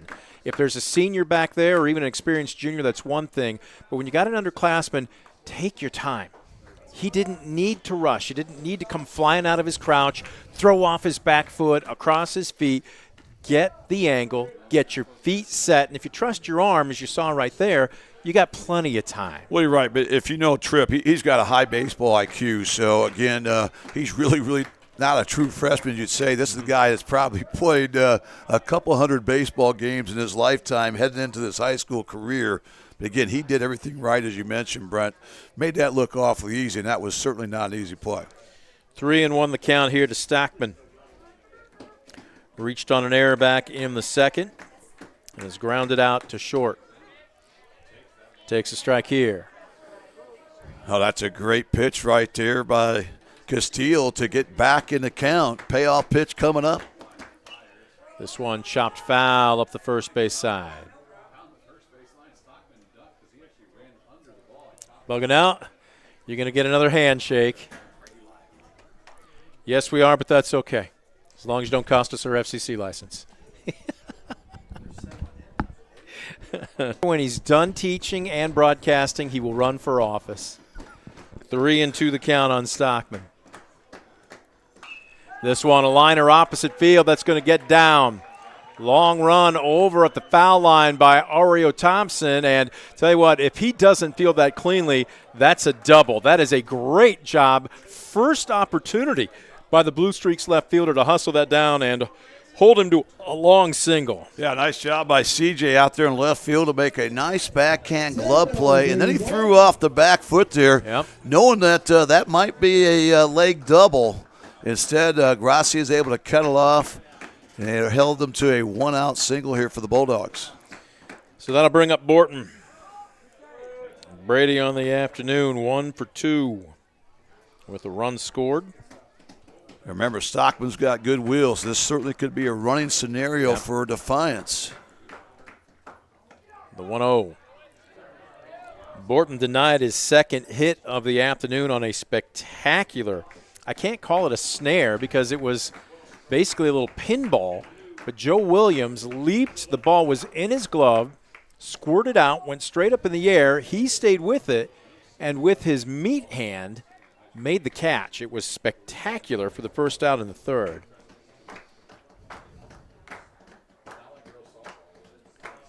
Two and 1 the count, and he'll ask for time.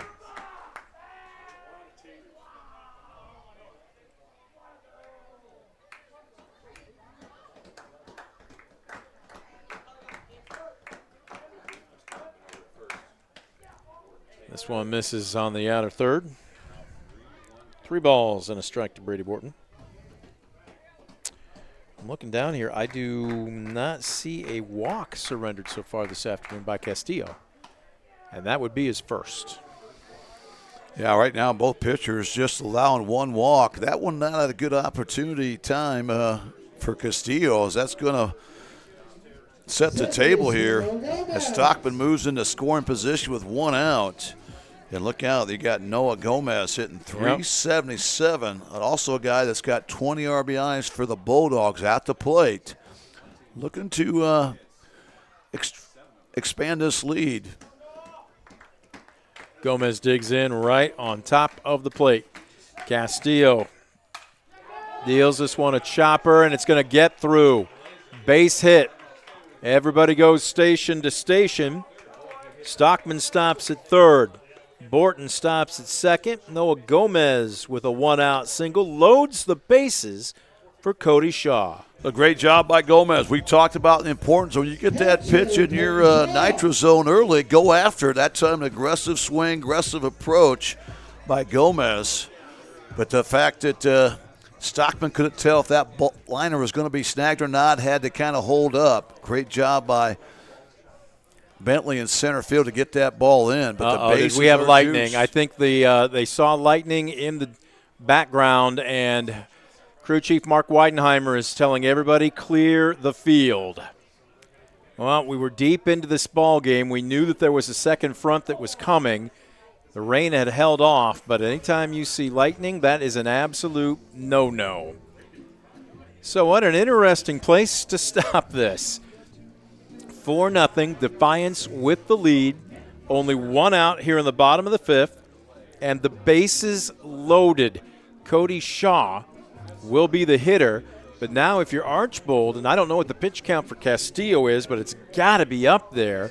The question is, how loose can you keep him before he basically ices up and is not going to be able to give you anything more if and when this game does resume? Well, I think the fact that he's one of their two main starting pitchers, and when you're going to get at least a 30-minute layoff here, I think he's probably going to be done. You know, they've got more important things on the schedule coming up, with tournaments being next week and so forth. So they got a quality outing out of him this afternoon. I mean, he really did his job. You know, 3 of the 4 Defiance runs are unearned. So you hate to see the Lightning come, but you certainly understand their predicament. So, well, there you see both head coaches exchanging some pleasantries. At least you did see both head coaches exchanging a few pleasantries there. But everybody's off the field but the brain trust for both programs. But I guess the question then becomes, and Scoop, you've got to think about what's on the future docket and not just the here and now. This is not a conference game. Obviously, we technically, where are we at here with one out to be able to call this an official ball game? But you also have to decide, okay, in the overall scheme of things, how long do we want to wait this out? And like you said, with the use of our personnel, what's the most effective thing? Because Defiance is absolutely loaded this week as far as games are concerned. Yeah, I think it's been big for both teams to get what they've got in so far this afternoon. I mean, obviously both these teams want to play, but you're not going to want to risk an injury on wet turf. And it is coming down right now. The most important part of your season just around the corner. You got some good baseball in. Unfortunately, I'm not sure if this will get resumed. This will go down right now, a suspended game. I mean, you need to have, 5 official at-bats for the losing team, which is Archbold right now, but they will have a chance to make this up if they want to at a later time. And who knows, if these teams make runs in the tournament, maybe you schedule a midweek game with them during the week of the districts or regional, and maybe you complete this suspended game at that time. We'll see what happens. Right now, you can even see from our center field camera, it is coming down fairly heavy. The umbrellas are out, and the fans are scattering. And my guess is they're going to be scattering permanently, but we'll wait and see. But again, with the Lightning, we want to make sure our crew gets in here as well, make sure that they're okay. But this game has been suspended. And for how long, we're not quite sure. We're going to take a quick timeout. When we come back, we'll see if we can't maybe get a little bit better of an idea on where this front is, how fast it's moving, and if indeed this game will be resumed at all. Quick break. You're watching DCTV Sports. Brunswick Eye and Contact Lens Center. Personalized service and quality products in a friendly and caring atmosphere. Schedule your appointment today. Brunswick Eye and Contact Lens Center. Stadium Drive in Defiance and online at visionsource-brunswickeye.com. In life, unexpected challenges can test us. If you've been seriously injured in a car accident, you deserve a team that understands. Because your story matters. Call Arthur Law Firm today. We'll fight for you every step of the way.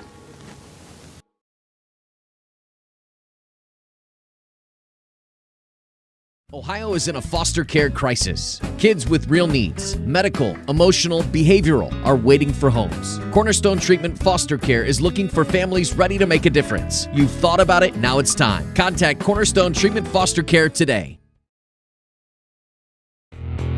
Estill Chevrolet Cadillac is this area's new and used car headquarters, earning your trust one satisfied customer at a time. Estill Chevrolet Cadillac, North Clinton Street in Defiance, and online at drivebobestill.com.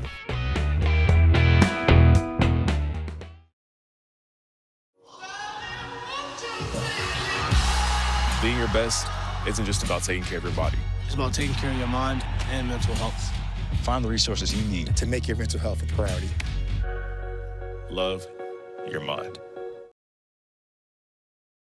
Simplify your everyday banking with convenient account options and digital banking features that fit your unique lifestyle. Premier Bank, everyday banking solutions designed for you. Explore solutions today at yourpremierbank.com.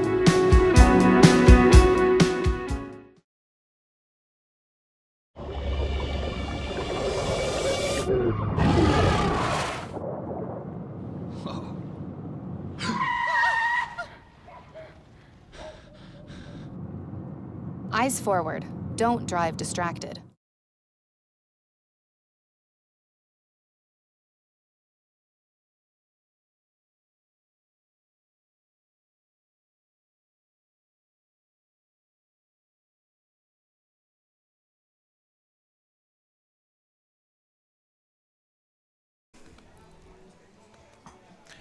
We are back up in the press box here as the rain is coming down. This game has been suspended for the time being, but we're not sure if it will be resumed.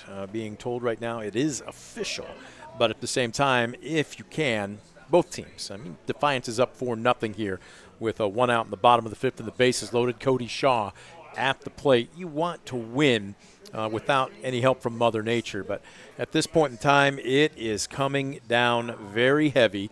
The wind has really picked up, and we have not seen the radar. But at this point in time, Scoop Miller has gone down to the dugout to try and get some clarification as to whether or not this game may be resumed or they might just have to suspend it and see about finishing it up at a later date. But as it stands right now, I don't know if we can get a shot of the scoreboard here, gentlemen. That would be a good one, but there you see the Stars and Stripes. The wind has picked up. It's 4 runs on 7 hits, a couple of errors for Defiance, no runs on 1 hit, 5 errors for Archbold. And this is where we sit as both teams played last night. Defiance won 7-2 at Wauseon. Archbold won last night 9-3 against Pettisville. Next up on the docket for both these teams, a few days off for Archbold. It will be on Saturday. They will host Tenora. Now, folks, Tenora is playing a doubleheader on Saturday, but in 2 different stadiums. They will be throwing out the first pitch at noon at Archbold. They have a 4:45 scheduled first pitch right here at Defiance against West Jefferson. So they're going to be making a quick bus ride and hoping that their games, at least their first game, does not get out of hand. On the flip side, it is suit up and get ready to play. A game last night at Wauseon for Defiance as they won 7-2. Tonight versus Archbold. Tomorrow at Shawnee. Then the day after that, home versus Patrick Henry. Then on Friday at St. John's. Then on Saturday, they're home against Fort Wayne Snyder. That's part of the PBR circuit. And then they'll get Sunday off before being right back here again on the 19th against Fairview. That is a game we are scheduled to broadcast. And then on Tuesday, they will host Whitmer. So basically in the next week, Scoop, what, 1 day? That is a lot of baseball to try and cram into a very short amount of time. It's a really good baseball, too, as the teams you mentioned. I think especially here at that PBR Classic here at Defiance on Saturday, you're going to see some outstanding programs from multi-states. Mm-hmm. But, again, I think you expect nothing less here at Defiance. We've seen them beef up their schedule. Tonight's a prime example. You're playing a team in Archbold that just won their 19th NWOL title just over a week ago. And, of course, Defiance right now just 2 games away from clinching their 29th ever WBL title. So 2 great programs here getting together just about tournament time. And just unfortunately, the rains came a little bit premature. After talking to both Rick Weaver and Jeff Brunswick, they would have loved to have got this thing into full completion without having to sit it out. But they'll sit it out a little bit here and see what they can do. They'd love to get it in, but right now not looking real favorable at this juncture. I don't know if you can hear it over our camera microphone right now, but there you see the wind has really picked up. It is coming down now in buckets. The good thing here, turf and lights. So that gives you the opportunity, but right now we'll wait and see. But we'll have to maybe see if we can't bring the radar up here and see what this front is doing. But right now it looks like it is sticking around for at least a little bit. Well, you know, if this was a league game, a tournament game, you might be a little bit more patient and wait things out, use those lights. The fact that this is really a non-league game for both teams. Yeah. And they got good reps in. They got good performances, I thought, from both Schmitty and Castile out there on the bump. You got your hitters, some ABs. Unfortunately, you threw the ball around a little bit. But, again, those are reasons to come back to practice tomorrow, to come back tomorrow. Well, we were just shown the radar, and it looks nasty. And I mean like yellow and red. So not just heavy rain, but potentially severe weather. Yeah, there's no empty pockets in that no severe weather either. I mean, it's a wide stretch, and unfortunately looks like we're almost stuck in the middle of it. Field umpire Jay Moran just walked over to Archbold's dugout. He is, check that, that is Mark Whitenhammer. He is getting absolutely soaked as we speak. And shenanigans, I believe, is the term to use for them in a rain delay. We're seeing the baseball. Hopefully they're using waterproof ink as the team's sending messages to each other back and forth. But I think are they going to bang this one now? Tell you what, let's take a quick timeout. We're going to take another quick break, see if we can't get some clarification. When we come back, you're watching DCTV Sports. 1 in 10 kids vape. Each vape pod can contain the same amount of nicotine as a pack of cigarettes. The health class film guy isn't the best person to talk to your kid about vaping. Got a few minutes? You are. Talk to your child about vaping today. Visit Mark Moats Ford and check out some of the best new Ford models. Mark Moats Ford has been serving the Defiance community since 1916. Visit them today, County Road 424 in Defiance, and online at markmoatsford.com.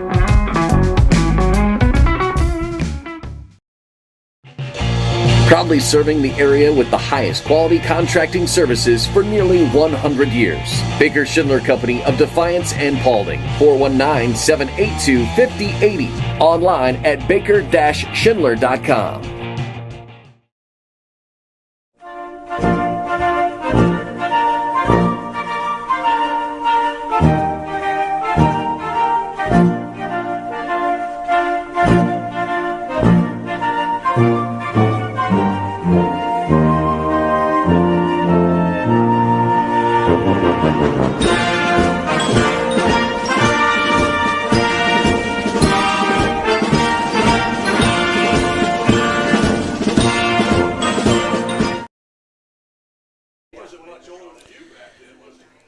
Well, at least you can see the stars and stripes. The wind is howling up, and the rain is just coming down in sheets right now. This game is currently under suspension, although we're thinking, well, we'll wait and see. Banging it? Okay. So it's being postponed. Coach Weaver has just popped his head up here in the press box and letting us know that they are suspending this game with 1 down in the bottom of the 5th, bases loaded in a 4-0 contest. But, Scoop, you're absolutely right. There's just no reason here. You've already burned 2 pitchers if you're both teams.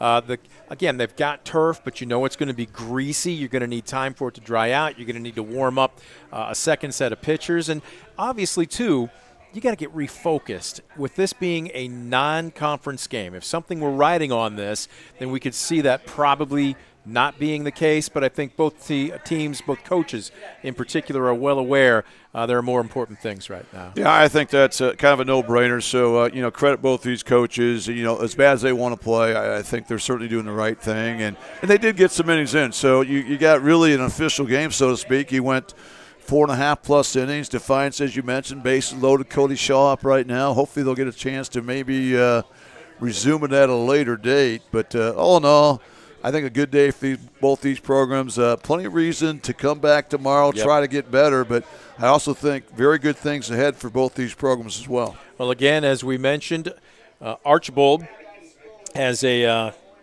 we looking at here? 3 days off before they're back in action on Saturday as they host Tenora. And again, you were out downstairs trying to get some clarification on the status of the game scoop, but Tenora has a doubleheader this Saturday at 2 different parks.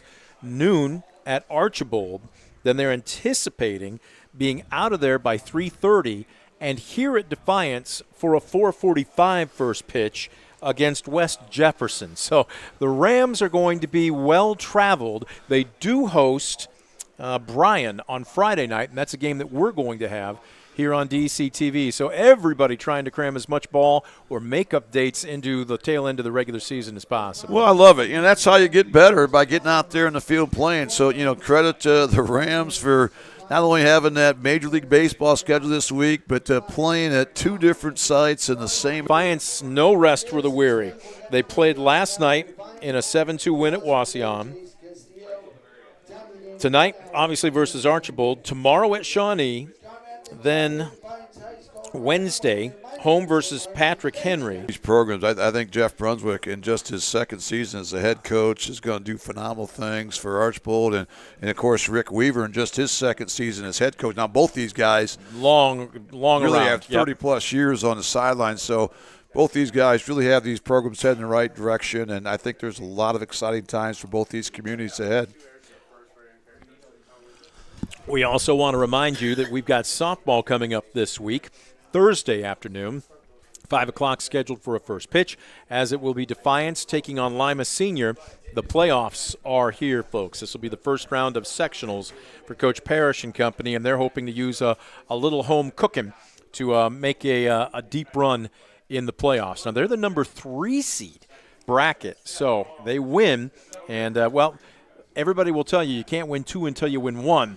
The first game's the most important. Well, it is.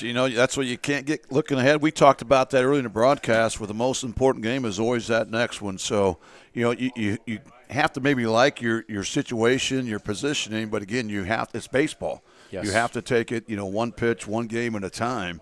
And if you do that, typically good things will happen and the scoreboard will take care of itself. We're going to take a quick timeout as Coach Weaver is up and now making the media circuit here in the press box. We'll get his take on Garrison Smitty and the thoughts behind his team's play leading up to this one suspended here in the bottom of the 5th with the bases loaded, 1 out. Cody Shaw was at the plate in a 4-0 game. When this one will be rescheduled, well, it's as good a guess as anybody's. But we are back with the Brunswick Eye and Contact Lens Center post-game show and the Mark Moats Ford the game recap and stat summary right after this. Don't you go anywhere. You're watching DCTV Sports. 1 in 10 kids vape. Each vape pod can contain the same amount of nicotine as a pack of cigarettes. The health class film guy isn't the best person to talk to your kid about vaping. Got a few minutes? You are. Talk to your child about vaping today. Estill Chevrolet Cadillac is this area's new and used car headquarters, earning your trust one satisfied customer at a time. Estill Chevrolet Cadillac, North Clinton Street in Defiance, and online at drivebobestill.com. For the past 70 years, Midwest Community Federal Credit Union has been your financial partner, helping you achieve your dreams and secure your future. Midwest Community Federal Credit Union, with locations in Defiance, Bryan, and Napoleon. Find out more at midwestcommunity.org. Simplify your everyday banking with convenient account options and digital banking features that fit your unique lifestyle. Premier Bank, everyday banking solutions designed for you. Explore solutions today at yourpremierbank.com.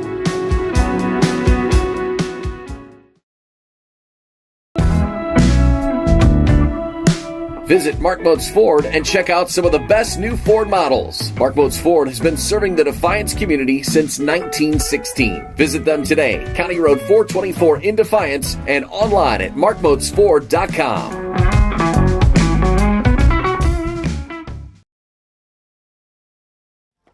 For decades, I've taught you everything I know. But only you can prevent wildfires.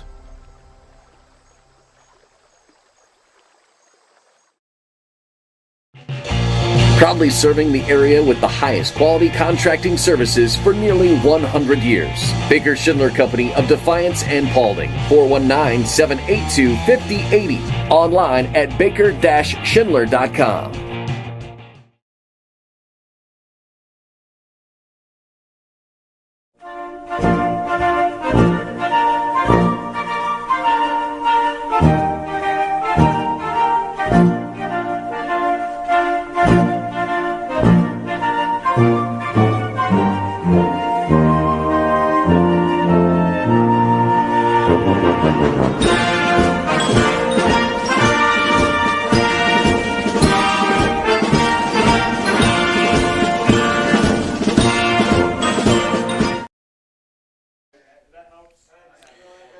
There you see a few hardy souls, but it's just rained so hard in probably the last 10. Has it even been quite 15 minutes that this one is being suspended in the bottom of the fifth with one out, bases loaded. Defiance leading Archbold by a score of 4-0. It has sent the fans packing, and with it, this broadcast, as we just await Coach Weaver to come up and join us for the Brunswick Eye and Contact Lens Center postgame show. We'll wait and see when, if they'll be able to reschedule this. Let's go ahead and give you a quick peek at the Mark Moats Ford stat summary and game recap. Serving the Defiance community since 1916, Mark Moats Ford, County Road 424 in Defiance, and online at markmoatsford.com. Well, both teams kind of kicked the ball around in the early going very uncharacteristically, but Archbold was unable to take advantage of two key errors for Defiance in the first inning, whereas Defiance did. 2 errors and 2 wild pitches brought home the first 2 runs, and after that they never looked back. Brady Borton going 1 for 2 with a run scored today. Noah Gomez going 2 for 3 with a run scored. Colt Ward, he was halfway to the cycle, a single, a double, and a run scored. And Brez Zippel out of the bottom of the order hit into a 4-6-3 double play, but he did reach on a fielder's choice and also picked up a run scored. With that said, the story I think really this afternoon was Garrison Smitty, Scoop. 4 innings, he allows just 1 hit, 1 walk, no runs, and he strikes out 7. Well, I totally agree. I thought he was really impressive here. You and I had mentioned how we've been wanting to see him pitch. Yes. We got a chance this afternoon, and really, not only does he pass the eye test, he really, what impressed me the most, you're always going to look at, wow, no runs, just 1 hit. But what impressed me the most was he was so efficient. He controlled the count. I had him unofficially 61 pitches through 5 innings. So you're throwing 12 pitches an inning, and a guy that's tough to square up. That's really effective. That means he's not getting a lot of 2-ball, 3-ball counts. He did a great job of really controlling those first 3 pitches in the count. He had a lot of first pitch strikes, and I think, as you already mentioned, he had 7 strikeouts, just 1 walk. So you put that together. Well, I thought that was outstanding performance by the Butler commit, the senior. Yep. Garrison Smitty here this afternoon. Well, and he also got some help from his defense. Brez Zippel made a spectacular running, one-handed, barehanded field of a slow dribbler behind the mound and made an accurate throw off his back foot to end the first. Then you take a look at what Khalil Ligon did, just a tremendous snare of a line drive at him. Just a situation where we'll ask Coach if they were quite locked in maybe as much as he wanted to, but he preached a little fire as he called that infield meeting back in the first, and they certainly responded. Well, remember, Archbold only had 2 base runners the entire game. The first one resulted in those 2 errors where Defiance just out of character threw the ball around, but then I think after Coach Weaver breathed a little fire, we saw the dynamics change a little bit. That play you talked about by Brez to end that first inning, that was a spectacular play. The only play he had was to barehand that baseball and to quickly make that throw across the infield. He did that. You talked about the snare that Ligon made there, a big-time play. And even though Cody Shaw, even though he didn't get a chance to throw out a runner, he kept the running game in check. You know, they only had a couple opportunities, but Archbold's team likes to be aggressive. But with Shaw back there, we saw him kind of backpick. They kept Archbold tight, just not allowed the Streaks to get aggressive. And the Streaks knew they had to be aggressive coming in because you know you're not going to get a lot of hits off a guy like Schmitty. So when you get an opportunity, you want to be aggressive. But credit Defiance, I thought they really buckled down on defense and did what they had to do to get the job done here this afternoon. And they're going to need to buckle down the rest of this week as they only have 1 day off between now and a week from now, and that's Sunday.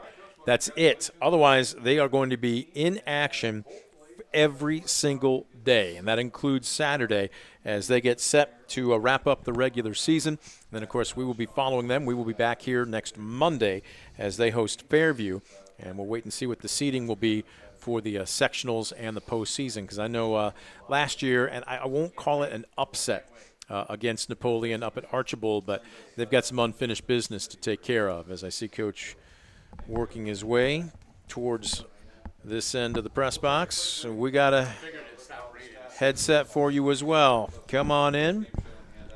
We'll put him right in the middle. Your mic is hot, Coach. All right, let's go. Let's go. All right. What's the old phrase? It's not how you start, it's how you finish. I guess, right? So, you went out and preached a little fire after the second error in the first inning. To your club's credit, it looked like they responded. Did they, in your opinion? Well, Brez responded with one of the better defensive plays I've seen all year. Yep. Yeah, I was a little frustrated. You know, the first one was Cohen, and that's him. I wasn't really upset with him trying to do that because he does that all the time. My only point was there's 2 outs, it's pouring rain, let's keep him at first. What really upset me was the second one where we overthrow the pitcher. Fine, it's going to happen. Our 2 guys are backing up, and they don't even know the ball was overthrown. They're sitting there talking, and it rolls right by them. So that kind of fired me up. And it fired them up, too. Right? Look, it's tough, and I get it. You and I talked a little bit about this during the pregame. Obviously, you've got the senior-dominated roster. You've got the undefeated schedule right now. You've got the ranking. It's still a grind, and it's tough. Sometimes you have to challenge or find new ways to challenge yourselves to bring it every single time. Yeah, absolutely. I mean, they're still kids. They're still 17, 18-year-old kids. So, yeah, we gotta find ways. And really, if you're ever down in the dugout, our ringleader is Benny Meter. I mean, he's the senior. He gets them going. He runs the huddle. He does everything, fires them up. And that's what we talked about, where everyone knows their role. He's kind of the unsung hero, but he's the one that fires everybody up for us. Coach, talk about Garrison Smitty a little bit. I really was impressed how he controlled the count. He really did a great job. First pitch strikes, got hitters in 2 strike counts consistently. I had him unofficially like 61 pitches in 5 innings. Talk about the importance of him really attacking the zone like he did. Yeah, and that's where he got better today. Last Thursday, he was really good against Perrysburg. He gave up 3 runs in the first and held them scoreless, but he walked 7 guys, and we actually had to take him out with 2 outs in the 7th because he reached his pitch count. Here today, 5 innings, he had 1 walk. A lot better being around the plate, getting the first pitch strikes. And each time he starts, he's just getting better and better and better. His future is bright. Like he's young and raw. I mean, in 4 years, I think he's going to be really, really good. Butler's getting a steal. A steal. They have no idea what they're getting. I promise you, he's going to show up, and they're going to be like, oh, my gosh.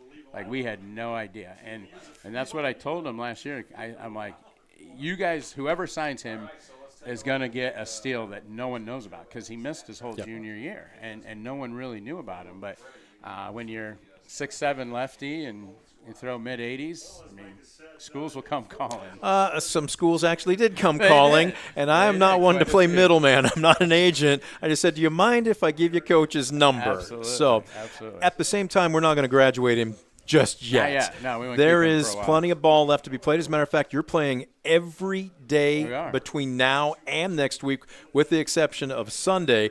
walk us through how you pace yourself, both practice and game-wise. Well, we don't practice. That's the thing. It's like a big league schedule minus the big league paycheck. So if we had the big league paycheck, I'd be all about this schedule. Well, anytime I talk to those around the community and I mention Coach's name, the phrase handsomely compensated always comes up. Say, so yeah? Am I being lied to is the question. Maybe. I think you are. I don't know. In all seriousness, though, how do you pace yourself Well, through this? I think this is where it's important that we have the seniors, the 13 seniors, the experience. Obviously, you play every day. You'd like to get a couple in home so you're not traveling all the time. I get worried, obviously, as the hitting guy, that especially when you go on the road 3-4 days, you're not hitting, you're not getting your reps in. That worries me, but that's just part of it. That's part of baseball. Baseball is really meant to be played every day like this, so they all whined and cried in the first 3 weeks when it was cold and rainy and we're canceling it. We want to play. And I'm like, well, hey, we're playing now, boys, so we'll attack each day and see where it goes. Coach, you saw a pitcher in Jace Castillo, who's a guy that really does a great job of just kind of keeping you off stride. Yes. You know, I saw your approach. Seemed like to be aggressive guys early. Your guys really came out, tried to attack, I thought, early in the count. What do you do against a guy like Castillo that's not going to overpower you, but he's really going to try to move the ball around in all four quadrants against you? Yeah, he impressed me a lot. And I thought early on what helped him, we chased his slider. And he didn't throw it for a strike a lot, but we were chasing it. In the last couple innings, I just kept telling him we have to lay off that. He's not throwing it for a strike. He's trying to get you to chase, and you guys are biting. You know, we just got to sit on fastball. We got to lay off that. And I always tell the guys, too, I preface with, I know from the third base coach, but it's a lot easier said than done. I understand. When you're seeing a 73-mile-per-hour slider, it's not always easy to lay off. It's easy for me in the box to say don't swing at it. But I thought we did a lot better the last couple innings of kind of laying off of that.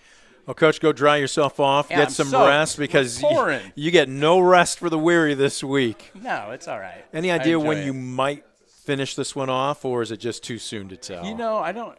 The umpire said it's an official game. It is. Yes. So I don't know. I talked to Jeff. Jeff was asking if we were free Tuesday just to play another game. He said they need games. I'm like, Jeff, I don't even know our schedule. I know we play Monday. I tell you right now, you got Whitmer next Tuesday. Is that what you're asking? Oh yeah. Yeah, we were supposed to. I don't know. He's not sure now. Okay, no, we will just leave it hanging like a dangling participle as an educator here. I think and we'll see. I think we had to move it because there's a district softball. Okay. They have 2 games, so I don't think that is any longer. All right. Well, hopefully you still have Fairview on Monday because we're scheduled to come do that one. All right. That so we still have. That's a guaranteed game, and it will be on our airwaves here. I can tell you Monday. As long as you know what time the bus leaves, you trust the driver to get you where you need to be, I don't right? what I had for lunch today. Luckily, Coach Beauty sends out on Sunday night your schedule, and I have to take a snapshot of it and keep it in my phone because I never know. As long as Coach Beauty doesn't cut your meat at the table for you and feed you. If I get a good steak, I might need it. Fair enough. We're learning more. We're peeling back so many layers of the onion with this guy this year. Coach, we appreciate you coming up and joining us. Best of luck this week. Thank you. Appreciate it. We're going to take one last quick time out. When we come back, we'll put a wrap on the Brunswick Eye and Contact Lens Center postgame show. You're watching DCTV Sport. Brunswick Eye and Contact Lens Center. Personalized service and quality products in a friendly and caring atmosphere. Schedule your appointment today. Brunswick Eye and Contact Lens Center. Stadium Drive in Defiance and online at visionsource-brunswickeye.com.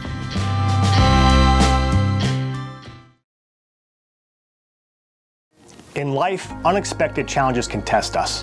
If you've been seriously injured in a car accident, you deserve a team that understands. Because your story matters. Call Arthur Law Firm today. We'll fight for you every step of the way.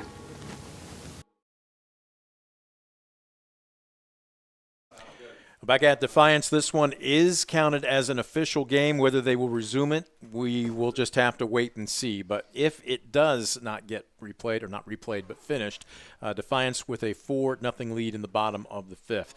I'm not sure where they're going to get it in, Scoop. They've got a game every day or evening until next Tuesday. Even Coach wasn't quite sure about the Whitmer contest next Tuesday. They're going to be road warriors this week. They're really backlogged right now, which isn't an all bad thing, especially with tournament coming around the corner. But hopefully for both these programs, they get a chance to maybe make a tournament run, and then maybe the Monday or Tuesday of the regional or something, you try to get an extra game in. Of course, a lot can happen. There's no guarantees either of these teams are going anywhere with the great competition we have in this 419 area. But again, both these programs certainly with lofty goals and good things in sight. And for the kids, this is certainly the fun time of year. This is why you put in all the time in the off season, all the preseason work. The fun part of the season just around the corner as tournaments start next week.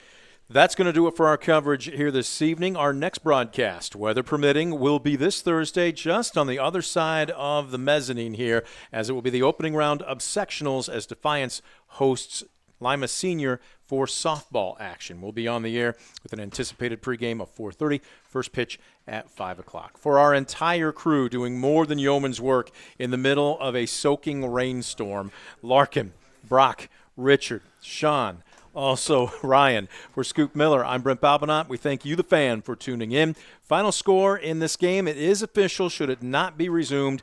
Defiance 4, Archbold nothing. You've been watching a presentation of DCTV Sports.